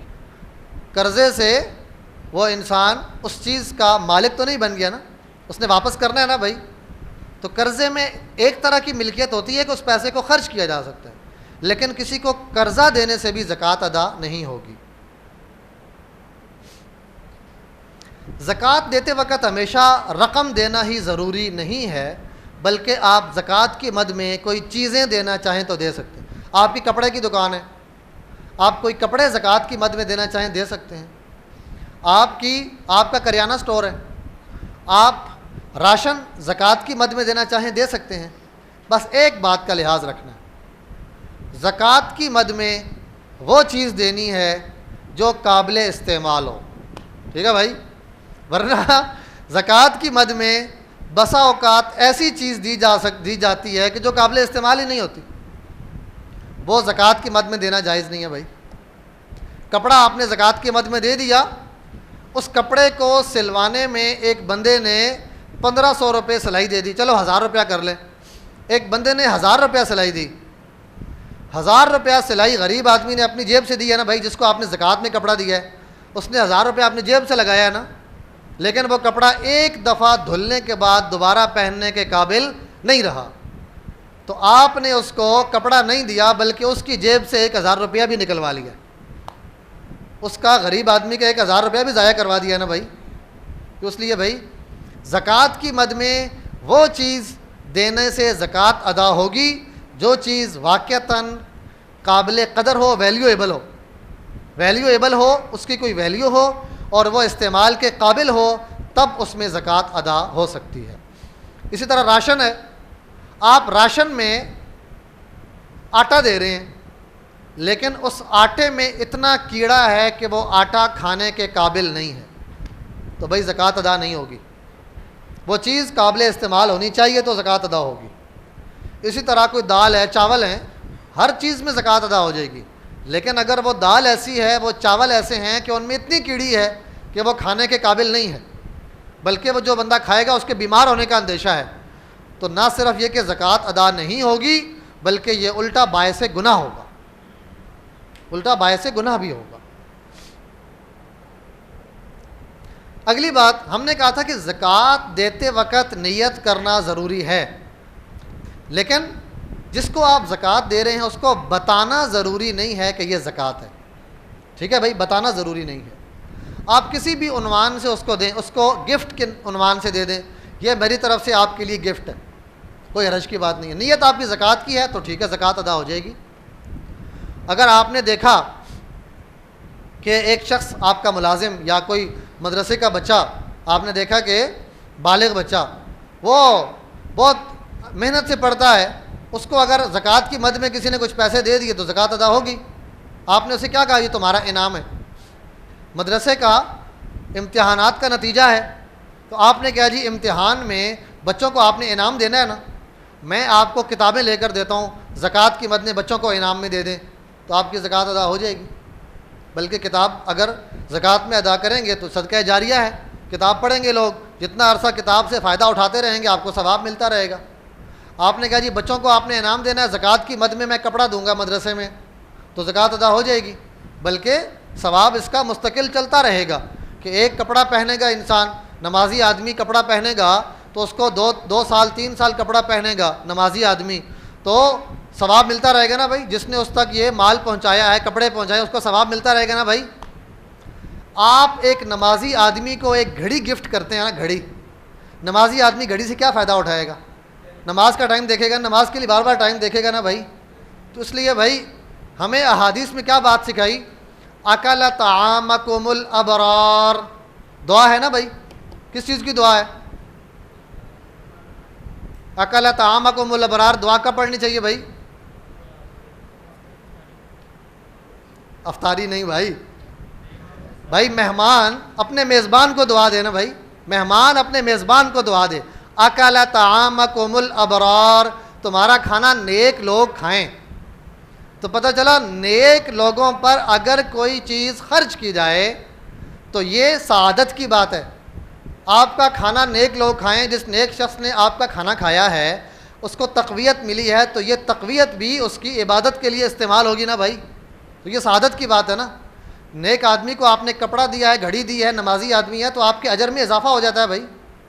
ثواب تو آپ کو کسی بھی غریب کو دیں گے مل جائے گا، لیکن نیک آدمی کو دینے میں آپ کا اجر بڑھ جائے گا۔ اچھا جی، تو بات میں یہ کر رہا تھا کہ بتانا ضروری نہیں ہے کہ یہ زکوٰۃ ہے۔ آپ انعام کہہ کر بھی دے سکتے ہیں، آپ گفٹ کہہ کر بھی دے سکتے ہیں، آپ کی نیت زکوٰۃ کی ہونی چاہیے اور آپ کو یہ اطمینان ہونا چاہیے کہ بندہ مستحق ہے تو آپ کی زکوٰۃ ادا ہو جائے گی۔ اگلی بات، پورے سال تھوڑی تھوڑی زکوٰۃ کرتے رہیں تو یہ بھی جائز ہے۔ زکوٰۃ آپ نے دینی تو سال کے آخر میں ہے نا، 10 رمضان کو دینی ہے، 10 شعبان کو دینی ہے، لیکن اس وقت اگر آپ کو اکٹھا 40-50 ہزار روپیہ نکالنا مشکل لگتا ہے تو ہر مہینے 5-5 ہزار روپیہ دیتے رہیں، جائز ہے۔ یہ پیشگی زکوٰۃ دے رہے ہیں آپ، پیشگی، تو زکوٰۃ پیشگی دینا بھی جائز ہے۔ اور زکوٰۃ کی تاریخ میں آپ نے حساب لگایا 40,000 روپیہ زکوٰۃ بنی، تو اگلے پورے سال میں تھوڑی تھوڑی کر کے آپ دیتے رہیں تو یہ بھی جائز ہے۔ تو اگر آپ نے پیشگی زکوٰۃ دے دی ہے تو بھی زکوٰۃ کی تاریخ میں حساب کرنا ضروری ہے۔ زکوٰۃ کی تاریخ میں آپ نے حساب کیا تو پتہ چلا کہ آپ کی زکوٰۃ بنتی ہے 40,000، آپ نے تھوڑی تھوڑی جو پورا سال زکوٰۃ دی ہے وہ بن رہی ہے 45,000، تو آپ نے زکوٰۃ سے زیادہ دیا ہے نا، 5,000 اوپر چلا گیا نا، یہ 5,000 زائد اگلے سال کی زکوٰۃ میں شامل کر سکتے، سمجھ گئے بھائی؟ اگلے سال کی زکوٰۃ میں یہ 5,000 شامل کر سکتے ہیں۔ اور اگر آپ نے حساب لگایا، پتہ چلا زکوٰۃ بنتی ہے 40,000 اور آپ نے پورا سال جو تھوڑا تھوڑا دیا وہ بنتا ہے 35,000، تو پتہ چلا کہ آپ نے مزید کتنی زکوٰۃ دینی ہے؟ 5,000۔ تو ایڈجسٹمنٹ آپ کریں گے، لیکن زکوٰۃ کا حساب آپ کو اپنی تاریخ پہ کرنا ضروری ہے۔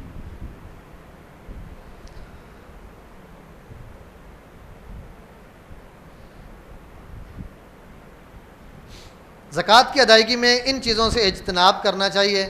کسی کو اتنی زکوٰۃ نہ دیں کہ وہ خود صاحب نصاب ہو جائے، کسی کو اتنی زکوٰۃ نہ دیں کہ اس پر حج فرض ہو جائے۔ اسی طرح زکوٰۃ کی رقم کو بلا ضرورت کسی دوسری جگہ منتقل کرنا، اس سے بھی بچنا چاہیے۔ لیکن اگر کسی دوسری جگہ منتقل کرنے کی ضرورت ہو، مثال کے طور پر کسی دوسری جگہ کوئی دینی خدمت ایسی ہو رہی ہے کہ وہاں ان کی ضرورت ہے، وہاں آپ زکوٰۃ بھیج سکتے ہیں۔ کسی دوسری جگہ قحط ہے، کسی دوسری جگہ زلزلہ آیا ہوا ہے، کسی دوسری جگہ جنگ کے حالات ہیں، تو آپ وہاں زکوٰۃ بھیجنا چاہیں تو کوئی حرج کی بات نہیں ہے، تو پھر کراہت بھی نہیں ہے، ٹھیک ہے، کوئی کراہت بھی نہیں ہے اس میں۔ اب آ جائیں جی ایک اہم موضوع ہمارا کہ مدارس میں جو زکوٰۃ کا نظام ہے اس کے اندر شرعی تقاضے کیسے پورے کیے جائیں۔ شرعی تقاضے پورے ہو رہے ہوتے ہیں، لیکن اگر کسی جگہ پر کوئی کمی کوتاہی ہے تو ہم نے اس کو دور کرنا ہے بھائی۔ ہم نے اگر لوگوں کو زکوٰۃ کے احکام سکھانے ہیں تو سب سے پہلے تو یہ احکام خود ہماری طرف متوجہ ہوتے ہیں نا بھائی، ہم نے سب سے پہلے اپنے نظام کو دیکھنا ہے نا۔ ہم نے یہ جو نظام لکھا ہے، بنایا ہے، اس لیے بنایا ہے کہ پچھلے کئی سال سے ہماری طرف اللہ کی طرف سے یہ ہے کہ کچھ لوگوں نے اس لیے رابطہ کیا کہ ہم، یعنی کمپنیوں نے، کہ ہم جن جگہوں پر زکوٰۃ دیتے ہیں ہم چاہتے ہیں کہ آپ ان کا زکوٰۃ کا نظام چیک کر کے ہمیں بتا دیں کہ ان کا نظام شریعت کے مطابق ہے یا نہیں۔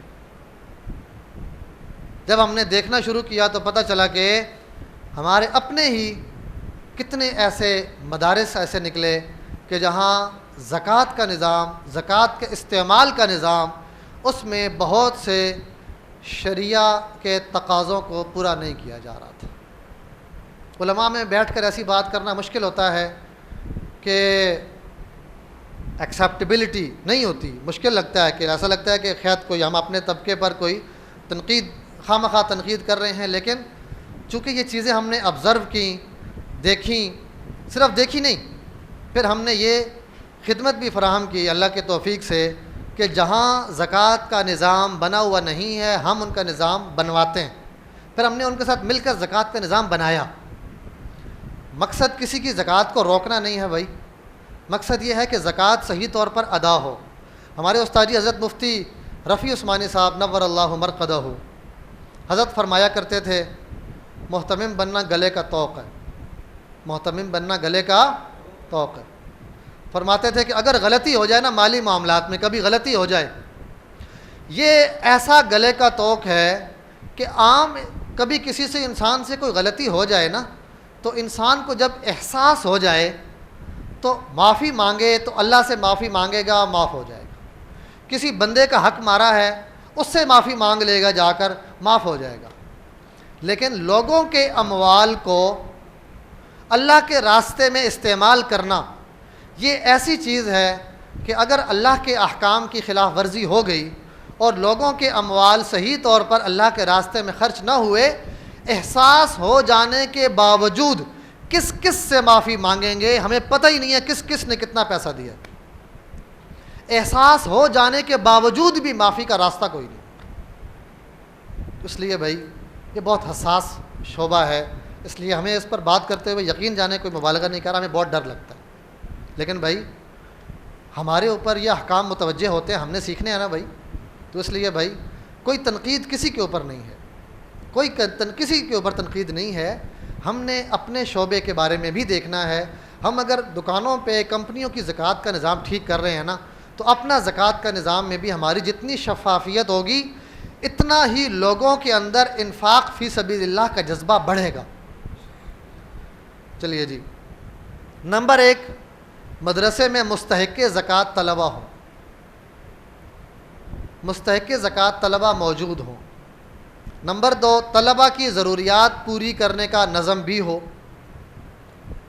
نمبر 3، طلبہ کے بلا واسطہ اخراجات پر زکوٰۃ خرچ کی جائے. بلا واسطہ اخراجات کیا ہوتے ہیں؟ تعلیم ہے ان کی، ان کو پڑھایا جا رہا ہے، ان کا کھانے پینے کا خرچہ ہے، اس کے علاوہ میڈیکل کا خرچہ ہے، یہ طلبہ پہ خرچ ہو رہا ہے نا بھائی. جو بالواسطہ اخراجات ہیں، بالواسطہ اخراجات، مثال کے طور پر مدرسے کا سالانہ جلسہ ہوگا اور جلسے میں ہم نے کوئی خطیب صاحب بھی بلانے ہیں، ان خطیب صاحب کی ہوائی جہاز کی ٹکٹ بھی دینی ہے.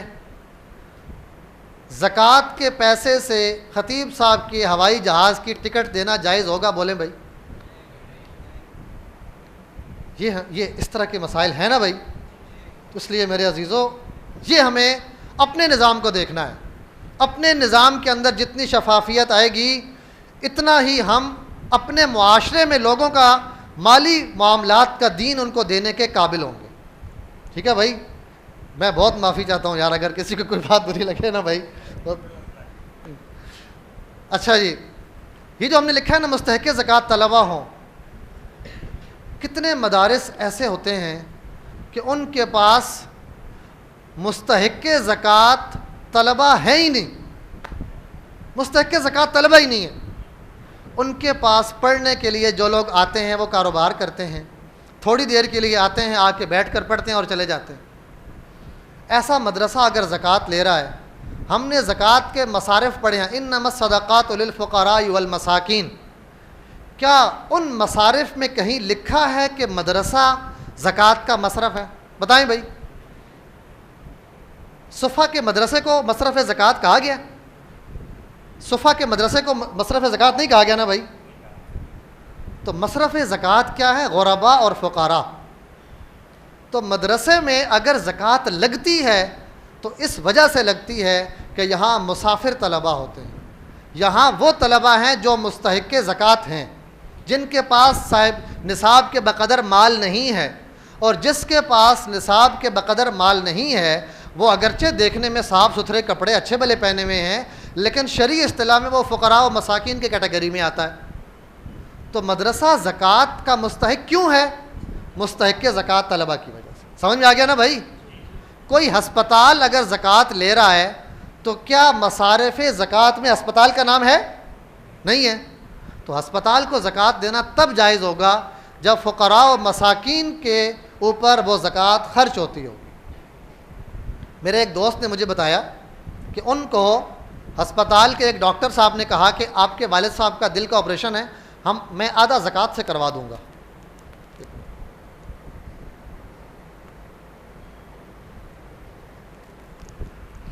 کہنے لگے کہ میں نے کہا کہ ہم تو سید ہیں، یہ جو کہنے والے ہیں عالم ہیں، ہمارے ساتھی ہیں. میں نے ان سے کہا جی ہم تو سید ہیں، ہمیں تو زکوٰۃ لگتی نہیں ہے. تو ڈاکٹر صاحب کہنے لگے عجیب انسان ہے، لوگ ہم سے مانگ کے لیتے ہیں، ہم آپ کو دے رہے ہیں اور آپ لے ہی نہیں رہے۔ اب یہ ڈاکٹر صاحب جن کو زکوٰۃ سے جن کا علاج کرتے ہیں تحقیق کیے بغیر کہ یہ مصرف زکوٰۃ ہے یا نہیں، تو زکوٰۃ ادا نہیں ہوگی نا بھائی۔ تو گناہ گار ڈاکٹر صاحب بھی ہیں، اور گناہ گار وہ بھی ہے جس نے ان ڈاکٹر صاحب کے ہاتھ میں زکوٰۃ کی رقم دی ہے اور یہ معلوم نہیں کیا کہ ڈاکٹر صاحب کو زکوٰۃ کے احکام بھی پتہ ہے کہ نہیں پتہ۔ گناہ گار وہ بھی ہے، اپنی زکوٰۃ دینے کے لیے پتہ ہونا چاہیے تھا نا بھائی اس کو۔ میں جو مدارس کی بات کر رہا ہوں نا، الحمدللہ ہمارے مدارس میں احتیاط پائی جاتی ہے، سب جگہیں ایسی نہیں ہوتی ہیں بھائی۔ الحمدللہ ہم اپنے اکابرین سے جو فیض یافتہ لوگ ہیں نا، ہم جب ان کو دیکھتے ہیں تو ہمیں اندازہ ہوتا ہے کہ کس قدر احتیاط تھی۔ ہمارے اکابرین کی مثالیں ہمارے سامنے ہیں کہ دفتر میں بیٹھ کر پین استعمال ہوتا ہے نا، دفتر میں رکھا ہوا پین، تو مدرسے کی اسٹیشنری زکوٰۃ کے مال سے بھی آ سکتی ہے نا بھائی، لیکن ہمارے اکابرین میں ایسی مثالیں موجود ہیں کہ اپنا ذاتی کام کرنے کے لیے جیب میں اپنا پین الگ سے رکھا ہوتا تھا کہ یہ میں مدرسے کا کام نہیں کر رہا بھائی، یہ میں ذاتی کام کر رہا ہوں۔ 2 لفظ لکھنے کے لیے بھی جیب سے اپنا پین نکال کر اپنا پین استعمال کرتے تھے۔ یہ بھی انہی مدرسوں کی مثالیں ہیں بھائی۔ الحمدللہ ہمارے اکابرین میں زکوٰۃ کے معاملات میں جو احتیاط پائی جاتی ہے اس کی بڑی بڑی مثالیں موجود ہیں بھائی۔ تو یہ طلبہ سے توکیل لی جائے، آخری چیز طلبہ سے توکیل لی جائے۔ توکیل کہتے ہیں وکالت کو۔ توکیل کیسے ہوتی ہے بھائی؟ آپ کے طلبہ جب آپ طلبہ حضرات آپ آتے ہیں مدرسے میں تو داخلہ فارم ہوتا ہے نا، اس داخلہ فارم پہ توکیل کی عبارت ہوتی ہے۔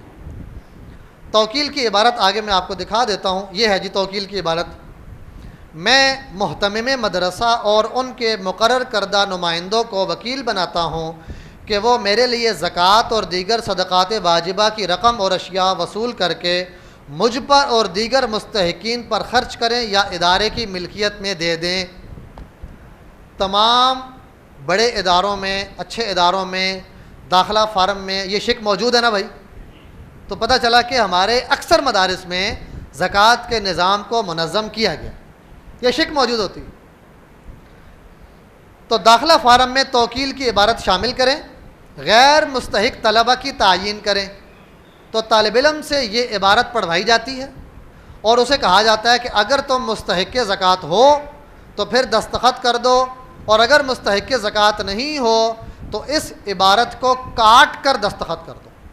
یعنی میں اس شک کو تسلیم نہیں کرتا، باقی تمام شکوں کو میں تسلیم کرتا ہوں۔ تو الحمدللہ تمام منظم مدارس میں یہ داخلہ بنا ہوتا ہے، طالب علم آتا ہے، وہ اس فارم کو پڑھتا ہے، اگر وہ مستحق زکوٰۃ نہیں ہے تو وہ اس شک کو کاٹ دیتا ہے اور پھر سائن کرتا ہے، اور اگر وہ مستحق زکوٰۃ ہے تو پھر اس کو پڑھنے کے بعد اس کے اوپر سائن کر دیتا ہے۔ لیکن بعض چھوٹے مدارس ایسے ہوتے ہیں جہاں طلبہ کے لیے کوئی داخلہ فارم ہوتا ہی نہیں، یہ مسئلہ وہاں پیش آتا ہے جہاں طلبہ کے لیے کوئی داخلہ فارم ہے ہی نہیں۔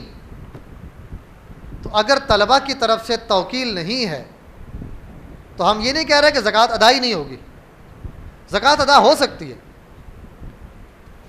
وہاں یہ ہوگا کہ جس مزکی نے محتمم مدرسہ کو زکوٰۃ دی ہے تو محتمم مدرسہ اس مزکی کا وکیل ہوگا زکوٰۃ خرچ کرنے کے لیے، ٹھیک ہے؟ اس مزکی کا وکیل ہوگا نا، مستحق زکوٰۃ طلبہ کا تو وکیل نہیں ہے، لیکن مزکی کے وکیل کی حیثیت سے بھی زکوٰۃ خرچ کی جا سکتی ہے نا۔ یعنی ڈونر جو ہے، ڈونر نے وکیل بنا دیا کہ میری زکوٰۃ خرچ کرو، تو محتمم مدرسہ نے اگر ڈونر کے مزکی کے وکیل کی حیثیت سے پیسے لے لیے اور پھر طلبہ کے اوپر خرچ کیے تو زکوٰۃ یہاں بھی ادا ہو جائے گی، زکوٰۃ یہاں بھی ادا ہو جائے گی، لیکن اس میں کوئی بھی احتیاطی ہو سکتی ہے۔ مثال کے طور پر زکوٰۃ کی رقم آئی، معطی کے وکیل کی حیثیت سے زکوٰۃ وصول کر لی، لیکن وہ پیسے کسی جگہ رکھے تھے، وہ پیسے وہاں سے گم ہو گئے، تو مصرف پر خرچ ہونے سے پہلے اگر پیسے گم ہوئے ہیں تو معطی کی ڈونر کی زکوٰۃ ادا ہوگی کہ نہیں ہوگی بھائی؟ بولے نا بھائی، نہیں ہوگی، کیونکہ ابھی تک وکیل کے ہاتھ میں ہے نا۔ ابھی ادا نہیں ہوئی، تو شریعت کا اصول یہ ہے کہ وکیل کا قبضہ موکل کا قبضہ ہوتا ہے۔ وکیل کے ہاتھ میں جب تک زکوٰۃ ہے تو اس کا مطلب ہے موکل کے ہاتھ میں ہے، ابھی ادا نہیں ہوئی۔ تو اگر وہ پیسہ ضائع ہو جائے تو موتی کی زکوٰۃ ادا نہیں ہوئی۔ اگر وہ پیسہ گن پوائنٹ پہ چھن جائے تو موتی کی زکوٰۃ ادا نہیں ہوئی۔ اسی طرح ہم اس پیسے کو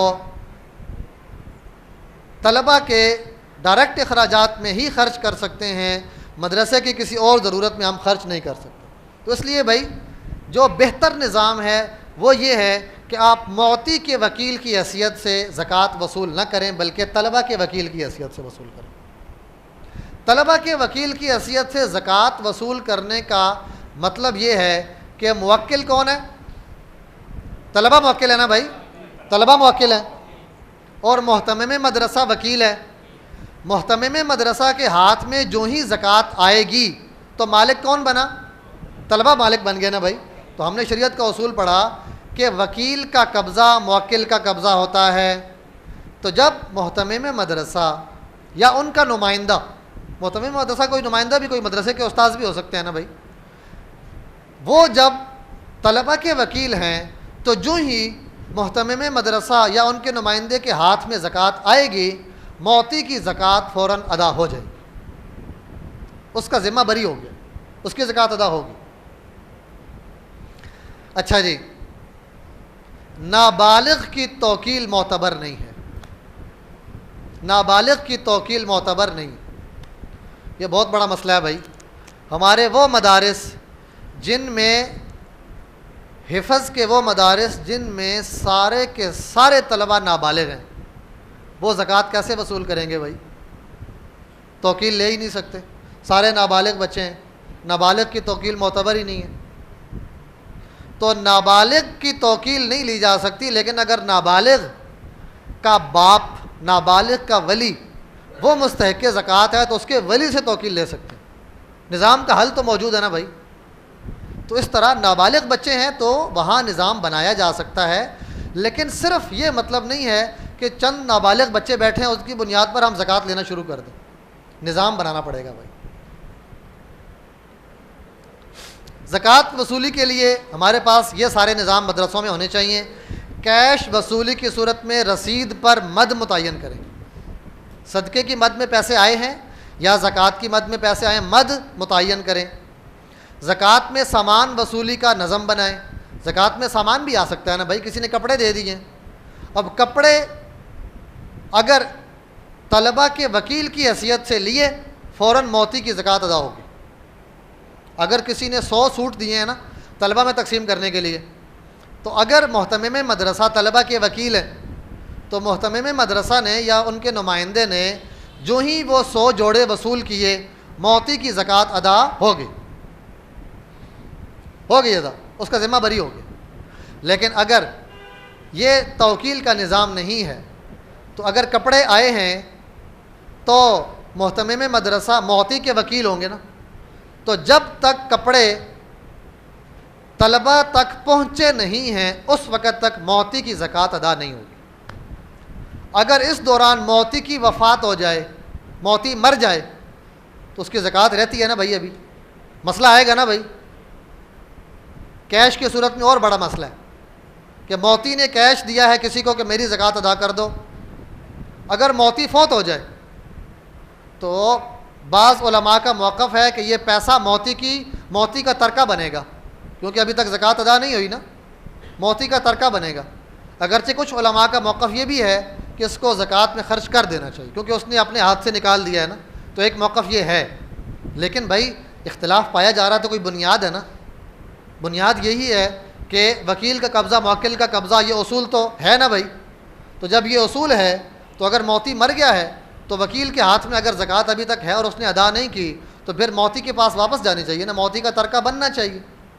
اس لیے بہتر یہ ہے کہ محتمم مدرسہ طلبہ کے وکیل کی حیثیت سے چیزیں قبول کریں۔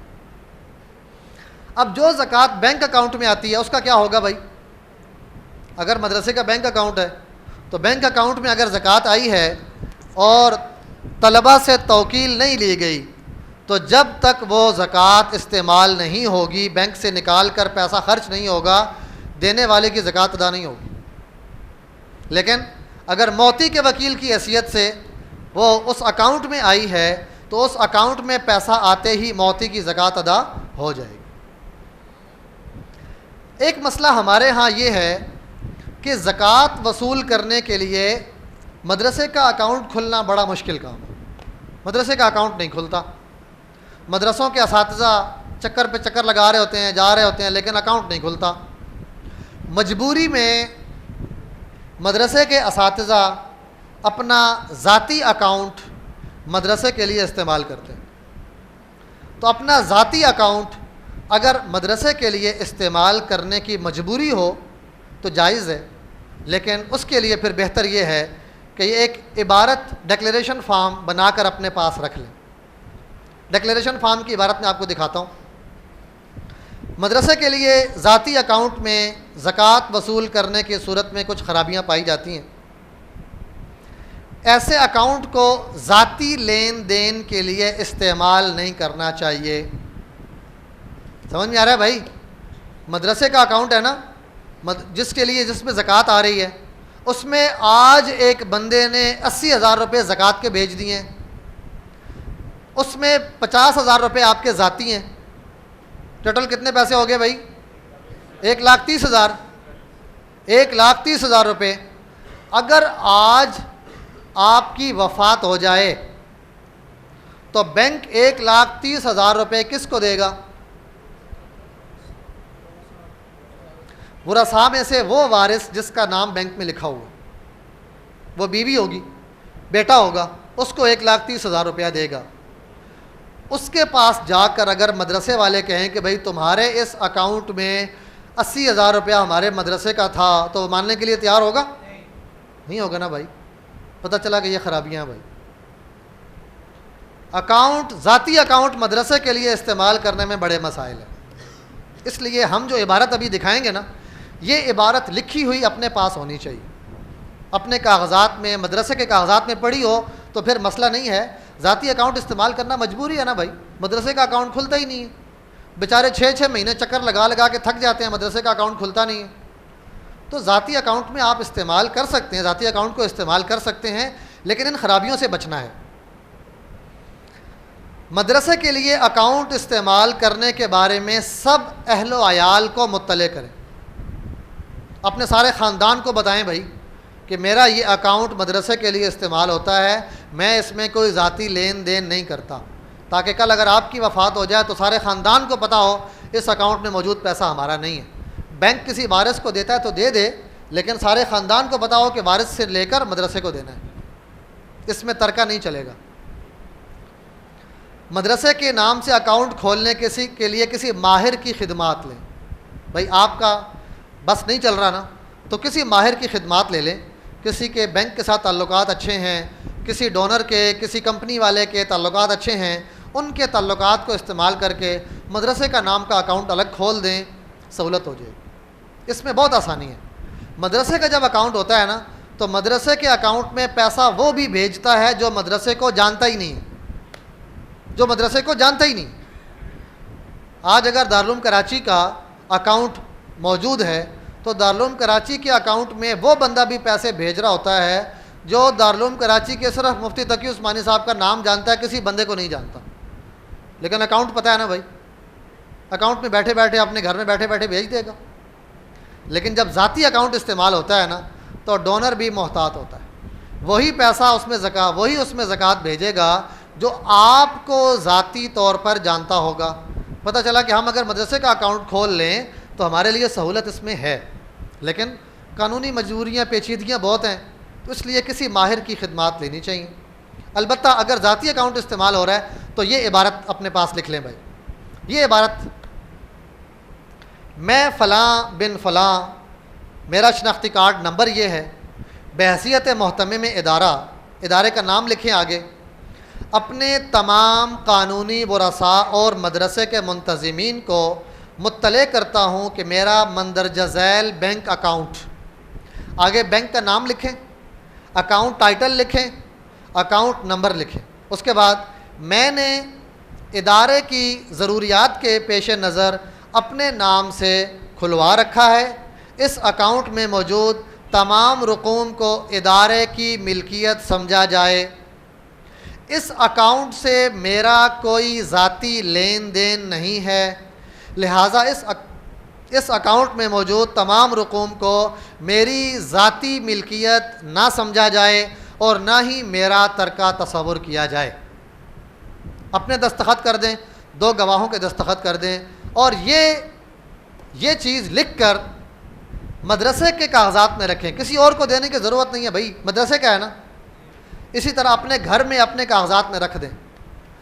یہ عبارت موجود ہے کہ اس اکاؤنٹ کو میں مدرسے کے لیے استعمال کر رہا ہوں، اس اکاؤنٹ میں موجود پیسے پر ترکے کے احکام لاگو نہیں ہوں گے، تو پھر کوئی اختلاف کی گنجائش رہ جاتی ہے؟ کوئی نہیں رہی نا بھائی۔ بس بھائی شفافیت یہ ہے کہ جہاں ذاتی اکاؤنٹ استعمال ہوتا ہے، یہ عبارت لکھ کر اپنے ہی کاغذات میں، اپنے ہی ڈاکومنٹس میں اس کو محفوظ کر لیں۔ زکوٰۃ فنڈ کا سالانہ ریکارڈ مرتب کرنا چاہیے۔ زکوٰۃ میں پورے سال میں کتنی رقم آئی، کتنی خرچ ہوئی، اس کا ہمیں ریکارڈ مرتب کرنا چاہیے۔ اور مدارس کا جو سالانہ پروگرام ہوتا ہے نا، اس میں اس ریکارڈ کو لوگوں کے سامنے پیش کرنا چاہیے۔ اب اپنی اپنی مصلحتیں ہیں، کوئی پیش نہیں کرنا چاہتے نہ کریں، لیکن ہم نے یہ دیکھا ہے کہ جہاں آپ کے سامنے بیٹھے ہوئے لوگ، وہ مخیر حضرات بھی ہوتے ہیں جو تعاون کرتے ہیں، جب آپ ان کے سامنے سالانہ آڈٹ رپورٹ پیش کرتے ہیں نا، یہ میرا آڈٹ رپورٹ ہے بھائی، اتنی زکوٰۃ کی رقم آئی تھی، اتنی ہم نے زکوٰۃ میں خرچ کی ہے، تو ایسی صورت میں موتی کا اعتماد میں اضافہ ہو جاتا ہے۔ اس کے اعتماد میں اضافہ ہوتا ہے، وہ آئندہ آنکھیں بند کر کے زکوٰۃ دیتا ہے۔ ہمارے ہاں ایک تملیک کا طریقہ پایا جاتا ہے، زکوٰۃ خرچ کرنے کے لیے تملیک کا طریقہ۔ تملیک سمجھتے ہیں نا بھائی؟ طریقہ کیا ہوتا ہے تملیک کا؟ کہ کسی مستحق کو، مدرسے کے کسی استاذ کو پیسے دیے، وہ مالک بن گیا، اور اس کو کہا کہ بھائی اب تو مدرسے کے اخراجات کے لیے مجھے دے دو۔ اب تملیک تو یہ کسی نہ کسی درجے میں پائی جاتی ہے، تملیک پائی جا رہی ہے، اس میں مالک بن گیا ایک بندہ، لیکن وہ مالک بننے کے بعد اپنی 100% دلی رضامندی سے مدرسے کو دے گا تو جائز ہوگا نا۔ اگر وہ بندہ 100% دلی طور پر رضامند نہیں ہے تو پھر یہ تملیغ ٹھیک نہیں ہوگی۔ اب وہ بندہ جو مدرسے میں تملیغ کے لیے استعمال ہوتا ہے، وہ اپنے دل سے خود ہی سوال کر لے بھائی کہ میں خوشی سے مدرسے کو دیتا ہوں کہ نہیں دیتا، وہ خود سوال اپنے آپ سے پوچھ لے بھائی۔ اگر وہ دلی طور پر رضامند نہیں ہے تو پھر یہ زیادتی ہے کہ وہ اپنے دل کی بات اس کا افشا نہیں کر رہا اور کسی کو ایسا مال دے رہا ہے جو اس کے لیے جائز نہیں ہے۔ بھائی دل کی بات کر دو نا، آپ راضی نہیں ہو تو اس تملیغ کے نظام سے ہمیں نکل کر توکیل کے نظام پہ آنا چاہیے، جس میں کوئی شرعی خرابی نہیں ہے۔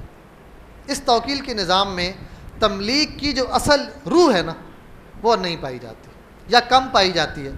بھائی کم پائی جاتی کہہ لیں، کیونکہ اس کے مطابق عمل ہو رہا ہے ہمارے مدارس میں۔ ہم یہ نہیں کہہ رہے کہ جائز نہیں ہے، میں نے یہ نہیں کہہ رہا، بالکل نہیں کہہ رہا، لیکن تملیغ کی جو روح ہونی چاہیے نا، وہ پائی نہیں جاتی کہ جس استاذ کو، جس مدرسے کے طالب علم کو مالک بنا کر پیسے لیے ہیں، وہ ان میں سے 1000 کا نوٹ نکال کر بھی اپنے پاس رکھے تو اس کو اجازت ہوگی بھائی؟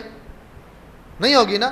آئندہ کبھی اسے تملیغ نہیں کروائی جائے گی تو پتہ چلا کہ وہ ہم نے اس کو مالک نہیں سمجھا نا بھائی، تو پھر شرعی طور پر تملیغ کی روح نہیں پائی جا رہی نا اس میں۔ اچھا جی، دینی اداروں میں زکوٰۃ کا منظم نظام، یہ آخری موضوع ہے، 5-7-10 منٹ میں ختم کرتا ہوں اس کو۔ بھائی منظم ادارے افراد کے محتاج نہیں ہوتے، بلکہ اپنے طے شدہ اصولوں پہ چلتے ہیں۔ آج اگر ایک بندہ استاذ محترم حضرت شیخ الاسلام صاحب مفتی تقی عثمانی صاحب کے پاس جا کر کہے کہ حضرت میں 1 لاکھ روپیہ زکوٰۃ کی مد میں دینے کے لیے آیا ہوں، یہ آپ رکھ لیں، تو حضرت کہیں گے بھائی جاؤ جا کر محاسبی میں جمع کراؤ، دفتر میں جمع کراؤ، مجھے کیوں دے رہے ہو بھائی؟ مجھے کس مصیبت میں ڈال رہے ہو؟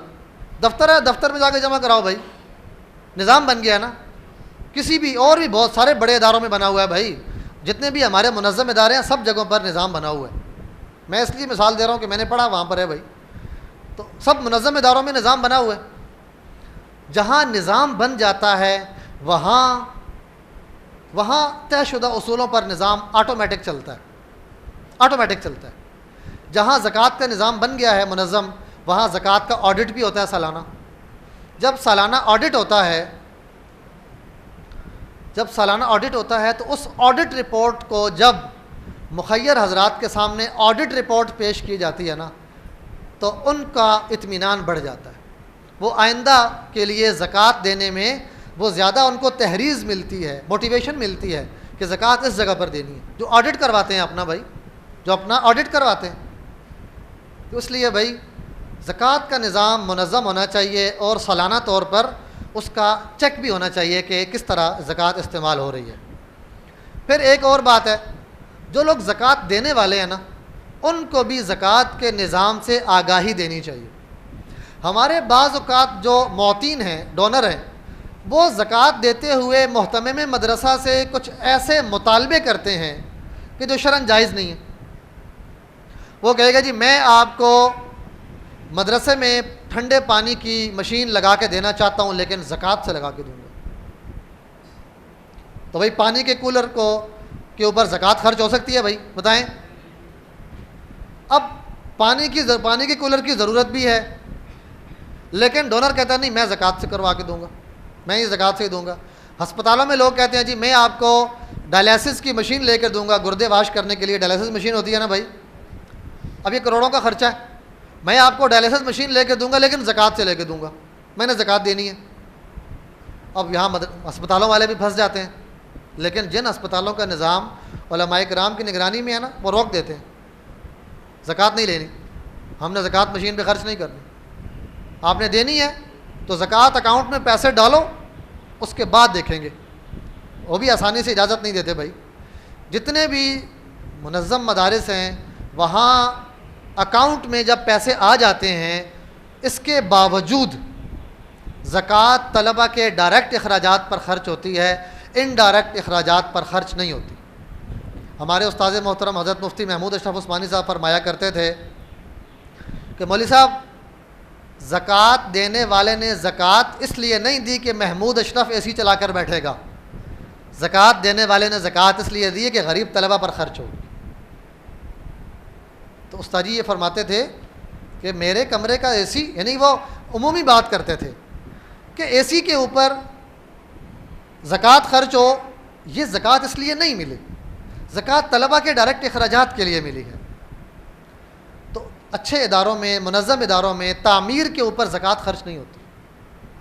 اگرچہ تملیغ کے بعد آپ کے پاس اجازت تو نکل آتی ہے نا، لیکن اچھے اداروں میں تملیغ کے بعد بھی تعمیر کے اوپر زکوٰۃ خرچ نہیں ہوتی. صدقہ جاریہ کا الگ فنڈ بنا دیا جاتا ہے کہ صدقہ جاریہ میں جو پیسے ڈالنا چاہے ڈال دے. بھائی ہمیں اپنا انداز بیان تبدیل کرنا ہوگا. مدارس میں زکوٰۃ طلب کی جاتی ہے تو کیا کہا جاتا ہے؟ مدرسے کے مستحق طلبہ پر زکوٰۃ خرچ کریں، دنیا اور آخرت کا آپ فائدہ حاصل کریں، ثواب دارین حاصل کریں، مستحق طلبہ پر خرچ کریں. بھائی یہ جملہ تبدیل کرنا ہوگا. زکوٰۃ دینا موتی کے اوپر فرض ہے نا بھائی، یہ اس کا فرض ہے نا. زکوٰۃ دینے کا مقصد شروع میں کیا پڑا ہے بھائی؟ موتی کا مال پاک ہو جائے گا نا، موتی گناہوں سے پاک ہو جائے گا نا. پتہ چلا زکوٰۃ دینا اس کی ضرورت ہے، زکوٰۃ دینا اس کی ضرورت ہے. فقراء کی ضرورت نہیں ہے کہ وہ زکوٰۃ اکٹھی کریں مانگیں، زکوٰۃ دینا موتی کی ضرورت ہے. ہم نے اگر زکوٰۃ کا اچھا مصرف بنا رکھا ہے جہاں زکوٰۃ خرچ ہو رہی ہے، تو یہ ہم نے تعاون کیا ہے ان معطین کے ساتھ کہ اس جگہ پر آپ کی زکوٰۃ خرچ ہو سکتی ہے، آپ یہاں دے دیں. ٹھیک ہے بھائی، استغنائیت کے ساتھ مانگیں. بھائی ہم نے ایک اپرچونٹی رکھی ہے آپ کے لیے. دارالعلوم کراچی کی مسجد بن رہی تھی نا، تو حضرت مفتی رفیع عثمانی صاحب نور اللہ مرقدہ حضرت نے اس کا اسٹریٹجی کیا بنائی کہ مسجد کے ایک مصلے کی لاگت لگوائی. ایک مصلے کی لاگت اتنی ہے، مثال کے طور پر 10,000 روپے ایک مصلے کی لاگت ہے. تو حضرت نے اعلان فرمایا کہ بھائی ایک مصلے کی لاگت 10,000 روپے ہے، اور صدقہ جاریہ کا ایک بہت اچھا موقع ہے. صدقہ جاریہ میں اگر اپنا پیسہ لگائیں گے تو یہ آپ کے لیے، آپ کے مرحومین کے لیے جب تک یہ مسجد قائم رہے گی اس کا ثواب آپ کو ملتا رہے گا۔ تو یہ ایک بہت زبردست موقع ہے صدقہ جاریہ میں حصہ لینے کا۔ لہٰذا 10,000 کا ایک مصلی ہے، کوئی بندہ پورا مصلی لے سکتا ہے تو پورا مصلی لے لے، کوئی بندہ مصلی نہیں لے سکتا، ایک گھر کے 10 لوگ مل کر ایک مصلی لے سکتے ہیں تو 10 لوگ مل کر ایک مصلی لے لیں۔ تو لوگوں نے کیا کیا کہ ایک گھر کے 5 10 لوگوں نے مل کر ایک مصلی لیا، کہیں ایک بندے نے ایک مصلی لیا، کہیں ایک بندے نے 100 مصلی لے لیے۔ صدقہ جاریہ نا بھائی، ایک اپرچونٹی مل گئی کہ بھائی مسجد کے مصلی، ایک مصلی پر اتنا خرچہ آ رہا ہے، تو اس طرح لوگوں نے مصلی خریدنے شروع کر دیا بھائی۔ تو اس لیے بھائی ہم اگر کسی کو زکوٰۃ خرچ کرنے کا اچھا مصرف دے رہے ہیں، ہم نے زکوٰۃ کا منظم نظام بنا دیا ہے، تو ہمیں زکوٰۃ کا صرف موقع دکھانا ہے کہ بھائی یہ منظم زکوٰۃ کا ادارہ ہے جہاں آپ کی زکوٰۃ شریعت کے اصولوں کے مطابق استعمال ہو سکتی ہے، یہ آپ کے لیے ایک اپرچونٹی ہے، آپ اگر یہاں زکوٰۃ دیں گے تو ہم آپ کو دل کا اطمینان دلاتے ہیں کہ آپ کی زکوٰۃ صحیح مصرف پر خرچ ہوگی۔ اس استغنائیت سے زکوٰۃ مانگے بھائی، زکوٰۃ دینا اس کی ضرورت ہے، وہ اگر صحیح جگہ پر زکوٰۃ نہیں دے گا اس کے پیسے بھی خرچ ہو جائیں گے، کل قیامت کے دن جواب دہ بھی ہوگا، تو اس کی ضرورت ہے زکوٰۃ دینا۔ لہٰذا ہم نے اپنے نظام کو منظم کرنا ہے اور لوگوں کے سامنے اس نظام کو اس طرح پیش کرنا ہے کہ استغنائیت کے ساتھ صرف ان کو یہ بتائیں کہ یہ زکوٰۃ کا نظم ہے اور یہاں پر آپ زکوٰۃ دیں گے تو آپ کی زکوٰۃ صحیح جگہ پر خرچ ہو جائے گی۔ اگر زکوٰۃ کا نظام منظم ہو جائے، سب سے بڑا فائدہ کیا ہے؟ منتظمین مدرسہ کی عند اللہ مسئولیت کم ہو جاتی ہے۔ انہوں نے منظم نظام بنا دیا نا بھائی، اب اس نظام کو چلانے والے لوگ ہوں گے نا، اس نظام کو کچھ لوگ بنانے والے ہیں، کچھ چلانے والے ہیں، کچھ سالانہ حساب کتاب کرنے والے ہیں، کچھ آڈٹ کرنے والے ہیں، تو کل قیامت کے دن حساب کتاب سارا اکیلا محتمم مدرسہ نے نہیں دینا نا بھائی۔ اذ البلیۃ عمت خفت، اذ البلیۃ عمت خفت، تو اگر یہ بلیہ بھی ہے تو یہ خفت ہو گئی ہے نا بھائی، یہ خفیف ہو گئی ہے نا بھائی، عمت، تو بھائی ذمہ داری کم ہو جائے گی۔ اس لیے بھائی زکوٰۃ کا نظام بہتر یہ ہے کہ زکوٰۃ کا نظام بنوائیں، نظام زکوٰۃ کی نگرانی غیر جانبدار ادارے سے کروائی جائے تو اس سے مزکین کے اعتماد میں اضافہ ہوتا ہے۔ ہمارا اپنا مدرسہ ہے، ہمارا ٹرسٹ رجسٹر ہے، ہم نے اس کے اوپر ایک چارٹرڈ اکاؤنٹنٹ کو بٹھایا ہوا ہے، چارٹرڈ اکاؤنٹنٹ ہے۔ چارٹرڈ اکاؤنٹنٹ جب مدرسے کا پروگرام ہوتا ہے تو وہ ڈائس پہ آتے ہیں، وہ کہتے ہیں جی الحمدللہ میرے اوپر انہوں نے اعتماد کیا، مجھے نظام دیا ہوا ہے، میں بیسیکلی چارٹرڈ اکاؤنٹنٹ ہوں، میں سارا زکوٰۃ کا نظام، سارا صدقات کا نظام میں دیکھ رہا ہوں، الحمدللہ ہماری بیلنس شیٹ بن رہی ہے، یہ ہو رہا ہے، وہ ہو رہا ہے۔ وہ یہ بات کرتا ہے آ کر، اس سے لوگوں کے اعتماد میں اضافہ ہوتا ہے کہ ان کے نظام میں شفافیت ہے، ایک ایک پائی وہ خرچ ہو رہی ہے تو کسی نہ کسی نظام کے تحت خرچ ہو رہی ہے۔ ورنہ بسا اوقات ایسا بھی ہوتا ہے کہ جیب میں زکوٰۃ کے پیسے رکھے ہوں تو خرچ کرنے ہیں نا بھائی۔ ہمارے استاد محترم حضرت مفتی رفیع عثمانی صاحب نور اللہ مرقدہ فرمایا کرتے تھے کہ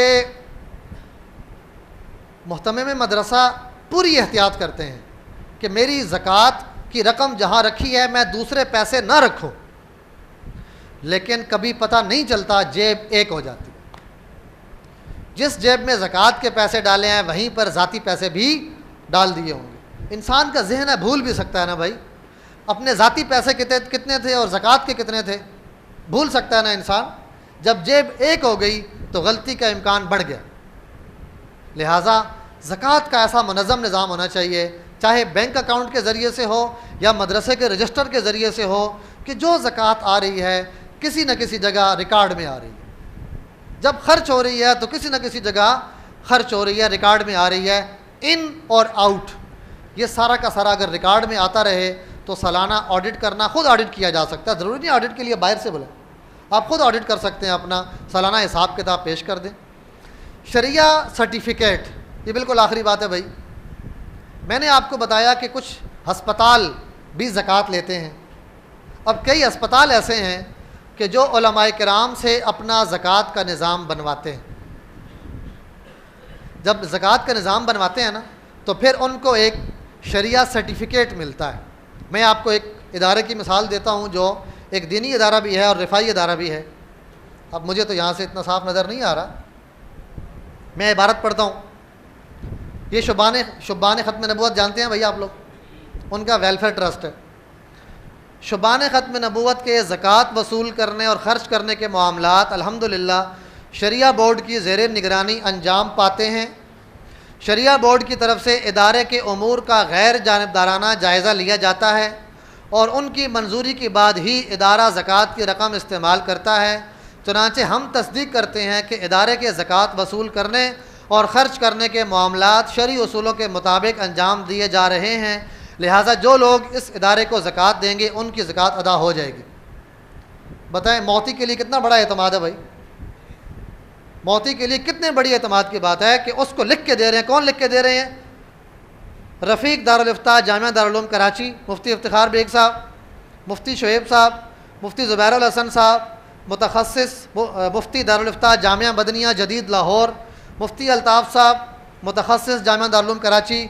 یہ وہ لوگ ہیں جو ایک رفاہی ادارے کو شریعہ سرٹیفکیٹ دے رہے ہیں. اب موتی کو جب یہ بات آخری لائن پتہ چلتی ہے نا, جو لوگ اس ادارے کو زکوٰۃ دیں گے ان کی زکوٰۃ ادا ہو جائے گی. یہ موتی کو اطمینان دیتا ہے.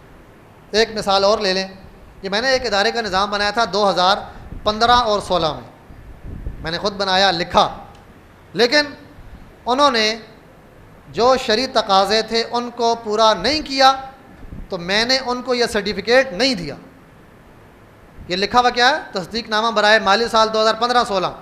یہ میں نے لکھ لیا لیکن پھر میں نے ان کو یہ سرٹیفکیٹ نہیں دیا, اس لیے کہ جو چیزیں میں نے ان سے مانگی ریکوائرڈ تھیں چیک کرنے کے لیے انہوں نے پوری نہیں کی, نہیں دیا ان کو سرٹیفکیٹ. بھائی دیکھیں, سائٹ فاؤنڈیشن لاہور زکوٰۃ مینجمنٹ سسٹم شریعہ ایڈوائزر کی مشاورت اور رہنمائی سے بنایا گیا ہے. اس کے تحت زکوٰۃ کی وصولی, تملیک اور مستحقین کو ادائیگی کا مکمل طریقہ کار شریعت کے اصولوں کے مطابق وضع کیا گیا ہے. نیز زکوٰۃ کی رقم کو مستحق طلبہ کی تعلیم سے متعلق صرف براہ راست اخراجات پر خرچ کیا جاتا ہے. مزید برآں سائٹ فاؤنڈیشن میں مستحق طلبہ کی تحقیق اور تشخیص کا بھی مرتب نظام نافذ ہے. طالب علم کی تحقیق کی جاتی ہے کہ مستحق ہے کہ نہیں, اور ان کے نمائندے اس سلسلے میں تربیت یافتہ ہیں. چونکہ اس سسٹم کی تنفیذ کے لیے مستند علماء کرام کی جانب سے پورے نظام کی مستقل نگرانی کی جا رہی ہے, اس لیے سائٹ فاؤنڈیشن کو مستحق بچوں کو تعلیم کے زیور سے آراستہ کرنے کے لیے زکوٰۃ دینا شرعاً درست ہے. تو موتی کو اطمینان ہو جائے گا نا بھائی. لہٰذا بہتر یہ ہے کہ ہمارے اداروں میں بھی زکوٰۃ کا نظام غیر جانبدار لوگ دیکھیں. غیر جانبدار کا مطلب نہیں کسی دوسرے ادارے کا بندہ ہو. مدرسے کا اگر دارالفتہ ہے تو دارالفتہ غیر جانبدار ہوتا ہے نا بھائی. مدرسے کے دارالفتہ میں جو مفتیان کرام ہیں ان کو ذمہ داری دے دیں آپ, یا مدرسے کے کسی بھی مدرس کو یہ ذمہ داری دے دیں اور ان سے کہیں کہ بھائی یہ نظام آپ نے دیکھنا. شریعت کے اصولوں کی پاسداری مدرسے کے کسی ایسے مفتی صاحب کو دے دیں جو ان مالی معاملات کو بہتر طریقے سے سمجھتے ہیں, اور پھر اس کا برملا اظہار کریں کہ ہم نے اس نظام کو ان مفتی صاحب کے حوالے کیا ہے جو شریعت کے اصولوں کے مطابق دیکھ رہے ہیں, یہ اپنے فیصلے کرنے میں آزاد ہیں. اگر کسی جگہ زکوٰۃ خرچ کرنے سے منع کریں تو ہم باز آ جاتے ہیں, خرچ نہیں کرتے, اور کوئی زکوٰۃ کے نظام میں کوئی مشورہ دیں تو ہم اس کے مطابق عمل کرتے ہیں. یہ اگر اطمینان اتنا بھی ہو جائے تو یہ بھی بات کافی ہے. ٹھیک ہے جی. تو یہ تھا ہمارا آج کا زکوٰۃ کا سیشن. اس میں ہم نے جو کور کی ہیں چیزیں, نمبر 1 زکوٰۃ کے احکام, نمبر 2 زکوٰۃ کے مصارف کہ زکوٰۃ کہاں کہاں خرچ ہوتی ہے, نمبر 3 دینی اداروں میں زکوٰۃ کا نظام, اور نمبر 4 دینی اداروں میں زکوٰۃ کو منظم کرنے کا طریقہ کار. یہ چیزیں ہم نے کور کی ہیں آج کے نشست میں. الحمدللہ اللہ تبارک و تعالیٰ یہ سیکھنا اور سکھانا اپنی بارگاہ میں قبول فرمائیں. اب آپ کوئی سوال کرنا چاہیں تو کر سکتے ہیں. جی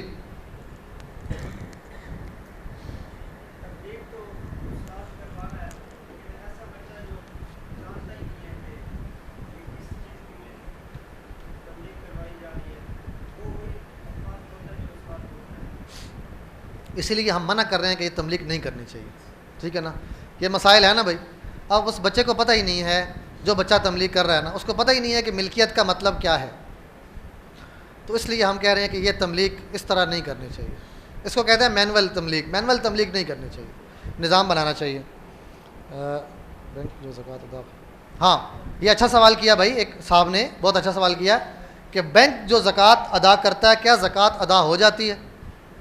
بھائی بینکوں کے ذریعے جو زکوٰۃ کا نظام ہے اس میں بہت ساری شرعی خرابیاں پائی جاتی ہیں. جن لوگوں کے بینکوں میں اکاؤنٹ ہیں, آپ جانتے ہیں کہ سیونگ اکاؤنٹ پر زکوٰۃ کٹتی ہے, کرنٹ اکاؤنٹ پر نہیں کٹتی. تو سیونگ اکاؤنٹ میں 2 لاکھ روپیہ ہو وہ تو صاحب نصاب ہے, کرنٹ اکاؤنٹ میں 2 لاکھ روپیہ ہو تو کیا وہ صاحب نصاب نہیں ہے بھائی؟ تو مذاق نہیں ہے یہ. تو سیونگ اکاؤنٹ پہ زکوٰۃ کٹتی ہے, کرنٹ اکاؤنٹ پہ نہیں کٹتی, کیونکہ بینک کیا چاہتے ہیں کہ لوگ کرنٹ اکاؤنٹ میں پیسہ رکھیں, لوگوں کو ہمیں پرافٹ نہ دینا پڑے. اس لیے کرنٹ اکاؤنٹ پہ زکوٰۃ نہیں کاٹتے, سیونگ پہ کاٹ لیتے ہیں. تو سیونگ پہ کاٹ کے بڑی نیکی کرتے ہیں کہ آپ کی زکوٰۃ ادا کر رہے ہیں ہم, لیکن یہ نہیں پتا کہ وہ کرنٹ اکاؤنٹ پہ نہیں کاٹ رہے, تو ادھر سے ڈبل پرافٹ کمانے کے لیے لوگوں کو لالچ دے رہے ہیں. دوسری بات, جو سیونگ اکاؤنٹ پر زکوٰۃ کٹتی ہے فتوے کے اعتبار سے زکوٰۃ دینے والے کی زکوٰۃ ادا ہوگی, لیکن یہاں ہم نے فتوے میں جو دیکھا, احتیاطی طور پر یہ کہا جاتا ہے کہ آپ 1 رمضان سے پہلے زکوٰۃ دینے کی نیت کر لیں. بینک آپ کی طرف سے زکوٰۃ دے رہا اور آپ کی نیت ہی نہیں ہے, تو زکوٰۃ کون دے رہا ہے بھائی موتی کی نیت پڑی ہے نا, ہم نے موتی کی نیت ہونی چاہیے. موتی کو پتہ ہی نہیں ہے اور اس کے وکیل نے, بینک نے زکوٰۃ کاٹ کے دے دیے کسی کو, تو اگر وکیل موکل کی اجازت کے بغیر کوئی کام کرے تو اسے کیا کہتے ہیں بھائی اگر کوئی کسی کے کہے بغیر کوئی کام کر دے تو فضولی ہوتا ہے نا بھائی, تو وہ موکل کی اجازت پر موقوف ہوگا. تو اس لیے بھائی کسی کے اکاؤنٹ سے اگر زکوٰۃ کٹتی ہے نا, تو وہ 1 رمضان سے پہلے نیت کر لے کہ جو بینک کاٹے گا میری زکوٰۃ, وہ میں نے زکوٰۃ کی نیت کر لی ہے اس پر. لیکن آپ کو پتہ ہے کہ بینکوں کی زکوٰۃ حکومت کے زکوٰۃ کمیٹیوں کے تحت آگے تقسیم ہوتی ہے, اور اس میں بہت ساری خرابیاں پائی جاتی ہیں. اس لیے بہتر یہ ہے کہ آپ ایک فارم فل کر کے دیں, اور اس فارم میں یہ لکھیں کہ میں اپنی زکوٰۃ خود دوں گا. ٹھیک ہے بھائی, اور اپنی زکوٰۃ اپنے ہاتھ سے دیں, بینک کے ذریعے زکوٰۃ ادا نہ کریں. لیکن اگر کسی کی کٹ گئی ہے تو اس کی ادا ہو گئی.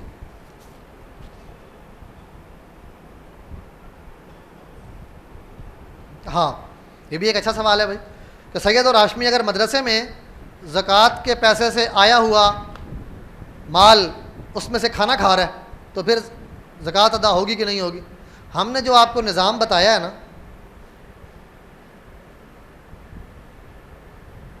میں محتمم مدرسہ کو وکیل بناتا ہوں, میرے لیے زکوٰۃ اور صدقات واجبہ کی رقم اور اشیاء وصول کر کے مجھ پر اور دیگر مستحقین پر خرچ کریں یا ادارے کی ملکیت میں دے دیں. یہ شک جو ہے نا, ادارے کی ملکیت میں دے دیں, یہ وہ بنیاد ہے جس کی وجہ سے سید بھی وہاں کھانا کھا رہا ہوتا ہے. ادارے کی ملکیت میں جب وہ چیز آ جاتی ہے تو اب ادارے کی ملکیت میں آنے کی وجہ سے سب لوگ وہاں پر زکوٰۃ کی پیسے سے کھانا کھا سکتے ہیں, کیونکہ اب پیسہ ادارے کی ملکیت میں آ گیا. کیسے؟ نبی اکرم صلی اللہ علیہ وسلم کے سامنے حضرت بریرہ رضی اللہ تعالی عنہا نے کھانا پیش کیا, اور پھر اچانک یاد آیا کہ یہ تو صدقے کا ہے, تو آپ نے فرمایا کہ یا رسول اللہ یہ تو صدقے کا ہے. تو آپ علیہ الصلوۃ والسلام نے کیا فرمایا؟ لکی صدقۃ ولنا ہدیۃ. تو جب مستحقین کے اکاؤنٹ میں آ گیا تو انہوں نے مدرسے کے کو دے دیا نا, ادارے کو دے دیا, تو انہوں نے ہدیہ کر دیا. اب یہاں سے اگر کھانا بنا ہے تو دوسرے لوگ جو کھا رہے ہیں ان کے لیے کھانا جائز ہے وہاں پر. ٹھیک ہے بھائی, چلیے جی, اور کوئی سوال؟ جی لائیں, جی لائیں. ہاں یہ سولر پینل والا نا ہمارے پاس سولر کمپنی کی طرف سے بھی آیا ہوا ہے. ٹھیک ہے بھائی, دیکھیں مدرسے کو سولر پینل زکوٰۃ کی مد میں لگا کے دیں گے, زکوٰۃ ادا نہیں ہوگی. اصولی طور پر یہی ہے بھائی, زکوٰۃ ادا نہیں ہوگی, تعمیر پہ نہیں لگتا نا.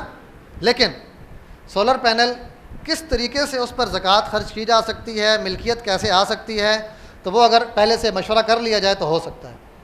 آپ کسی کو چیز دے سکتے ہیں نا, زکوٰۃ کی مد میں چیز دی جا سکتی ہے نا, میں نے کہا کپڑے دے سکتے ہیں, آپ راشن دے سکتے ہیں. تو آپ سولر پلیٹیں لا کر محتمم مدرسہ کو پیش کر دیں, جی میں زکوٰۃ کی مد میں آپ کو دے رہا ہوں. وہ مستحقین کے وکیل ہے نا، وہ جب اس کو قبول کر لیں گے تو زکوٰۃ ادا ہوگی۔ لیکن اتنا مسئلہ تو حل ہو گیا، سولر پلیٹیں لگانے اور انسٹالیشن کے اوپر جو مزدوری دینی ہے وہ کہاں سے دیں گے؟ ادھر زکوٰۃ ادا نہیں ہوگی۔ تو مزدوری کا پیسہ، لیبر کا پیسہ، وہاں زکوٰۃ خرچ نہیں کی جا سکتی، اس کے لیے انتظام الگ سے کرنا پڑے گا۔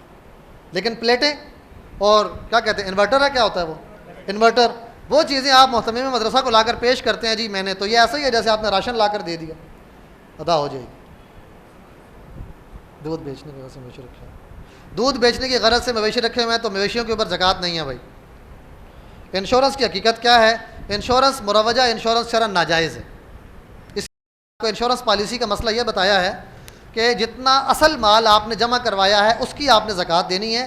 انشورنس پالیسی کے اوپر جو زائد ملے گا آپ کو وہ ناجائز ہے، اس کو بلا نیت ثواب صدقہ کرنا ضروری ہے۔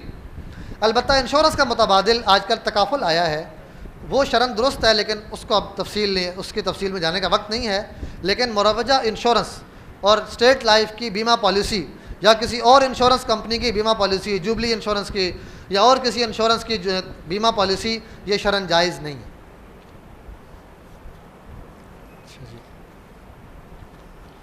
انشورنس والا ہو گیا، یہ بھی ہو گیا۔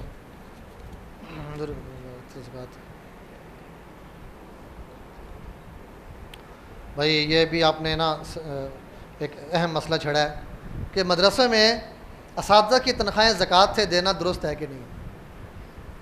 ہمارے طلبہ بھی ماشاءاللہ وہ پہنچی ہوئی ہستیاں ہوتے ہیں نا ماشاءاللہ، مدارس مطلب احکام کو سمجھتے ہیں نا بھائی، مستقبل کے معتممین ہیں اور علماء ہیں تو مسائل کو سمجھتے ہیں۔ بھائی اصولی طور پر تو اساتذہ کی تنخواہ زکوٰۃ سے نہیں دینی چاہیے، لیکن یہ جو توکیل کا نظام بتایا ہے نا، محتمم مدرسہ طلبہ کے وکیل بن گئے ہیں، یہاں گنجائش نکل آتی ہے، یہاں اجازت ہو جاتی ہے۔ لیکن اچھے مدارس میں اساتذہ کی تنخواہیں زکوٰۃ سے ادا نہیں کی جاتی۔ مسئلہ یہ ہے چھوٹے مدارس میں کہ وہاں زکوٰۃ کے علاوہ ان کے پاس پیسہ ہوتا ہی نہیں ہے، اور چونکہ دینی مدارس یہ دین کی حفاظت کے قلعے ہیں، اور اگر یہاں پر توکیل کے نظام کے تحت زکوٰۃ وصول کر لی گئی ہے، مستحقین نے وصول کر لی ہے، تو اگر طلبہ اساتذہ کی تنخواہوں میں کہیں خرچ ہوئی ہے تو زکوٰۃ ادا ہو گئی۔ لیکن آئیڈیل نظام یہ ہے کہ اساتذہ کی تنخواہوں میں خرچ نہ کیا جائے، اور یہ آئیڈیل کی طرف تب جائیں گے جب زکوٰۃ کا نظام اتنا منظم ہوگا کہ ہم اپنے ڈونرز کو، معطین کو بتا سکیں کہ یار ہم نے زکوٰۃ میں سے تنخواہیں نہیں دینی، ہم نے صدقات میں سے دینی ہے، آپ لوگ ہمیں زکوٰۃ کے علاوہ صدقات میں بھی تعاون کریں گے۔ تو جب لوگوں کے سامنے آڈٹ رپورٹ آتی ہے تو ہر طرح کا تعاون ہوتا ہے۔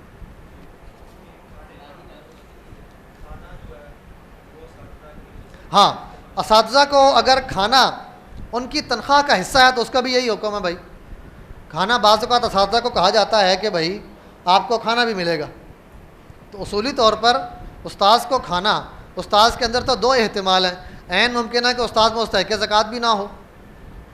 اب تملیغ کے بعد زکوٰۃ کے اکاؤنٹ میں پیسہ آنے کے بعد گنجائش ہو جانے کے باوجود بھی طلبہ کے ڈائریکٹ اخراجات پر خرچ کرنی چاہیے نا، تو استاذ کی تنخواہ یا استاذ کے کھانے پر اور استاذ کی بیوی بچوں کے کھانے پر خرچ کرنا یہ احتیاط کے خلاف ہے، یہ نہیں ہونا چاہیے۔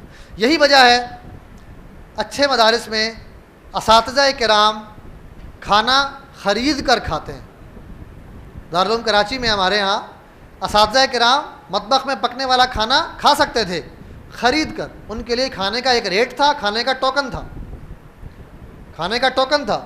ہم اساتذہ کے لیے وہ ٹوکن خریدتے تھے پیسوں سے، اور وہ پیسوں کا اسی مطبخ میں جہاں طلبہ کو کھانا فری مل رہا ہے، استاذ اسی مطبخ کا کھانا پیسوں کا کھاتے تھے۔ نظام بنایا جائے تو بن سکتا ہے بھائی۔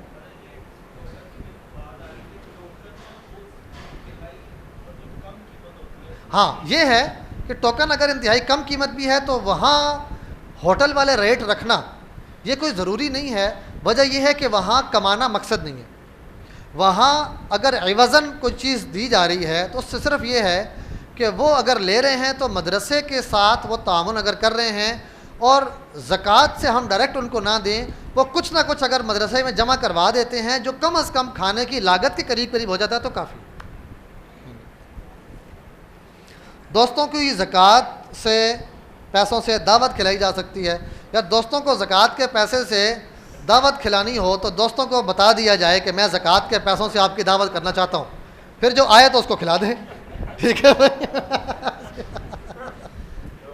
ٹھیک ہے بھائی.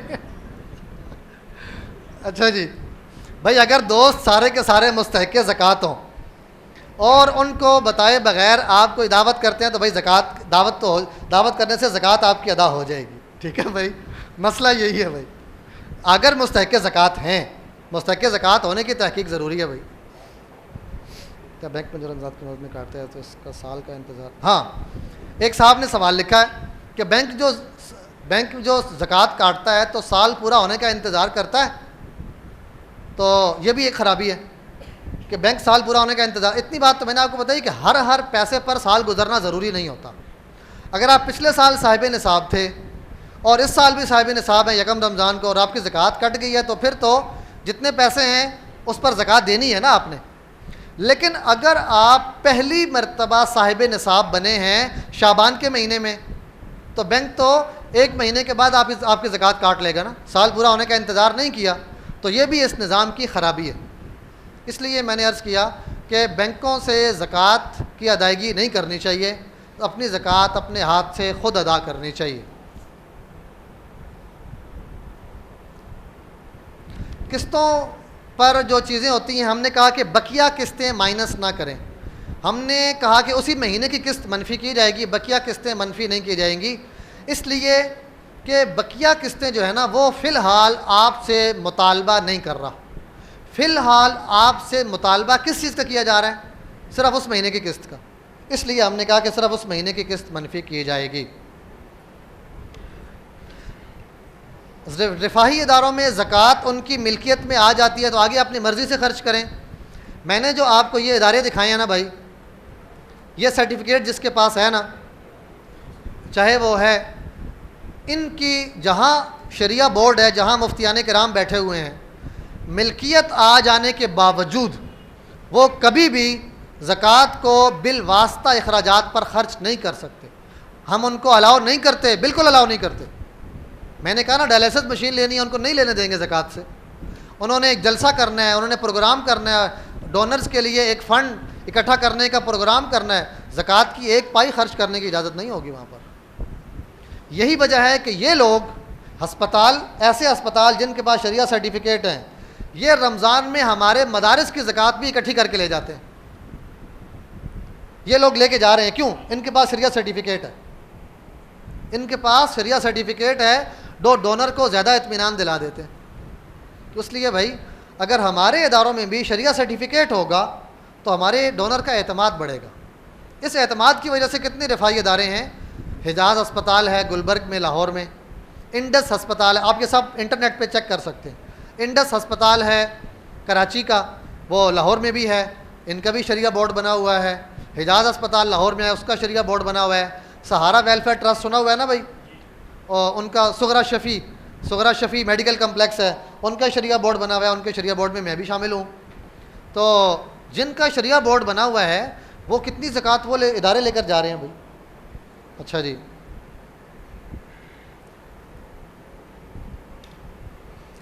ایسے مدارس جہاں زکوٰۃ فارم نہیں ہے، اور محتمم صاحب بھائی میں نے اس کے بارے میں کر دیا کہ بھائی زکوٰۃ فارم ہونا چاہیے، ورنہ بہت سے مسائل ہیں.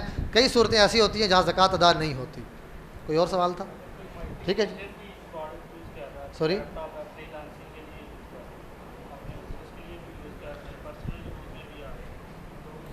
ہم نے پڑھا ہے زکوٰۃ 4 چیزوں پہ فرض ہے: سونا، چاندی، کیش، مال تجارت. سونا، چاندی، نقدی، مال تجارت، وہ چیزیں جن کے ذریعے سے آپ کاروبار کرتے ہیں ان کی ویلیو پر زکوٰۃ فرض نہیں ہے. ایک آدمی گاڑی چلا رہا ہے نا، بس چلا رہا ہے، ٹرک چلا رہا ہے، ٹرک اور بس اور گاڑی کی ویلیو پر زکوٰۃ فرض نہیں ہے. جو اس سے آمدن ہوگی کیش پر زکوٰۃ فرض ہے. اسی طرح ایک آدمی، اس کے پاس لیپ ٹاپ ہے، سافٹ ویئر ڈیولپر ہے، اس کے پاس لیپ ٹاپ ہیں، 10 لیپ ٹاپ ہیں اس کے پاس، تو ان لیپ ٹاپس کی ملکیت مالیت پر زکوٰۃ فرض نہیں ہے. جو ارننگ ہوگی وہ آپ کی نقدی میں شامل ہو جائے گی. رینٹ، گھر کا جو کرایہ ہے، گھر کی ویلیو پر زکوٰۃ فرض نہیں ہے. یہ اسی میں آ جاتا ہے. جیسے ایک بندہ ٹرک چلا رہا ہے، اس کے ٹرک پر زکوٰۃ فرض نہیں ہے نا. تو ایک بندے نے گھر کرائے پر دیا ہوا ہے تو اس گھر کے اوپر کرایہ زکوٰۃ فرض نہیں ہے، اس کا جو کرایہ ہے وہ آپ کی نقدی میں شامل ہو جائے گا، زکوٰۃ کی تاریخ تک بچا ہوا ہوگا تو زکوٰۃ فرض ہوگی، نہ بچا تو فرض نہیں ہے۔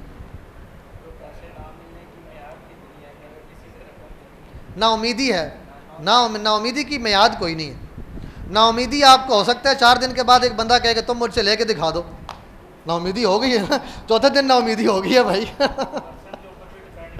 ہاں جی، ہاں اس بندے پر بھی ڈیپینڈ کرتا ہے۔ ایک بندہ ہے وہ یہ کہہ رہا ہے کہ یار میں دے دوں گا، بھاگ تو نہیں رہا، اور اس نے 4 سال لگا دیے ہیں، پیسے نہیں دے رہا، تو اب وہ بھاگ بھی نہیں رہا اور دے بھی نہیں رہا، تو نا امیدی نہیں ہے نا بھائی، تو اس کا مطلب ہے کہ اس کی زکوٰۃ دینی ہے۔ لیکن اگر اس نے 4 سال 5 سال 6 سال کے لگا دیے ہیں اور کہہ رہا ہے یار بھاگ تو نہیں رہا، تو پھر آپ نا امید ہو جانا چاہیے، ٹھیک ہے نا بھائی، آپ نا امید ہو جانا چاہیے۔ وہ صدقہ ہوگا، صدقہ ہوگا۔ ہاں اخوت میں جی جی پلیز پورا کریں۔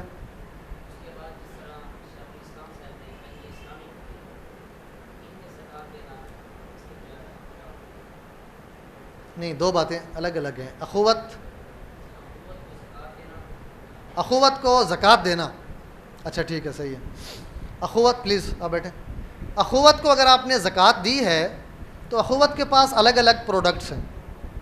جو زکوٰۃ جاتی ہے وہاں وہ چیزیں لوگوں کو ملکیتاً دے دیتے ہیں، کیونکہ زکوٰۃ میں مالک بنانا ضروری ہے نا بھائی، اور کچھ پیسے ان کے پاس ایسے ہوتے ہیں جو وہ قرض حسنہ دیتے ہیں۔ تو قرض حسنہ میں ہم نے پڑھا ہے کہ قرض حسنہ دینے سے زکوٰۃ ادا نہیں ہوتی۔ تو اخوت کے پاس کئی سارے کام ہیں، وہ فائنینسنگ بھی کرتا ہے جہاں آپ سے وہ کماتا بھی ہے، اور وہ قرض حسنہ بھی دیتا ہے جہاں وہ آپ سے نہیں کماتا، اور وہ آپ کو زکوٰۃ کی مد میں بھی پیسے دیتا ہے جہاں وہ آپ کو صرف مالک بنا کر دے دیتا ہے۔ تو اس لیے اخوت کو زکوٰۃ دے سکتے ہیں، لیکن بہتر ہے کہ اخوت کی بجائے کسی اور ادارے کو دیں جو صرف زکوٰۃ کا ہی کام کر رہا ہے، تو ذرا بہتر ہو جائے گا۔ ادروائز اخوت میں شرعیہ ایڈوائزر موجود ہیں، ہمارے دوست ہیں، ان کے شرعی معاملات کو دیکھ رہے ہیں وہ۔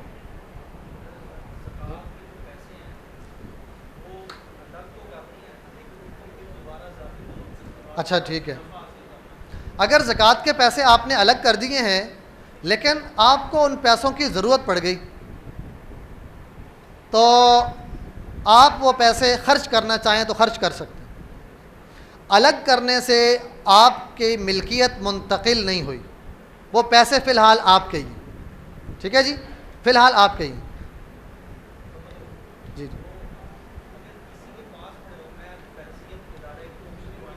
جی جی اچھا جی، زکوٰۃ کا پیسہ اگر کسی کے پاس خرچ کرنے کے لیے آیا ہے کہ یہ آپ خرچ کر دیں اور وہ اس پیسے کو کاروبار میں لگاتے ہیں تو یہ مصلحت زکوٰۃ کے خلاف ہو سکتا ہے۔ مثال کے طور پر محتمم صاحب، آج کل کے نوجوان محتمم ہیں کوئی جن کو بٹ کوائن اور کرپٹو کرنسی سے کمانے کا کہیں پتہ چل گیا جی بڑی کمائی آ سکتی ہے، انہوں نے سوچا چلو کرپٹو میں لگاؤ، مدرسے کی بلڈنگ بن جائے گی میری، تو لوگوں کی زکوٰۃ ڈوب جائے گی، ٹھیک ہے نا بھائی۔ تو اس لیے بھائی زکوٰۃ کا پیسہ کاروبار میں لگانا رسک ہے، کاروبار میں لگانا رسک ہے۔ اگر وہ پیسہ ڈوب گیا تو اپنے پاس سے اتنے پیسے زکوٰۃ میں شامل کرنے پڑیں گے، ٹھیک ہے نا بھائی۔ حتیٰ کہ آپ نے کاروبار میں نہیں لگائے، اس کو لپیٹ کر آپ نے الماری میں بھی رکھا ہے نا، یہ بھی رسک ہے۔ کل کو الماری سے چوری ہو جائے، کوئی مسئلہ ہو جائے، آپ لاکر میں رکھتے ہیں، آپ نے لوہے کا لاکر بنایا اور وہاں زکوٰۃ کے پیسے رکھ دیے، وہ چور آیا وہ لاکر ہی اٹھا کے لے گیا، تو بھائی وہ زکوٰۃ کے پیسے اپنی جیب سے کتنے پورے کریں گے بھائی۔ اس لیے بھائی زکوٰۃ کے پیسوں کے بارے میں کوشش کرنی چاہیے کہ لاکر ہو، لاکر کے اوپر بھی مختلف لاکس ہوں یا پھر بینک اکاؤنٹ میں رکھا جائے تاکہ زکوٰۃ خرچ کرنے والوں کے اوپر کوئی ذمہ داری اس کی نہ رہے، ٹھیک ہے جی۔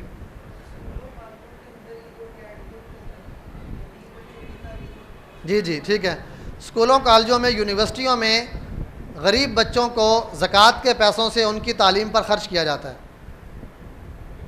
کسی بھی اسکول کو زکوٰۃ دینے سے پہلے پوچھیں کہ آپ کا زکوٰۃ کا نظام علماء کرام کی نگرانی میں بنا ہوا ہے کہ نہیں۔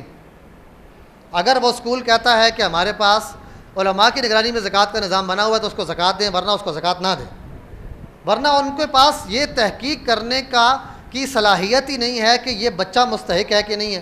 وہ تو نابالغ کی زکوٰۃ، نابالغ کے اوپر زکوٰۃ خرچ کر رہے ہوتے ہیں. کیسے خرچ ہوگی بھائی نابالغ پر زکوٰۃ؟ اس لیے اسکول ہے یا کوئی ہسپتال ہے یا کوئی اور رفاہی ادارہ ہے، اگر ان کا زکوٰۃ کا نظام علماء کی نگرانی میں بنا ہوا ہے تو زکوٰۃ دیں، ورنہ زکوٰۃ نہ دیں.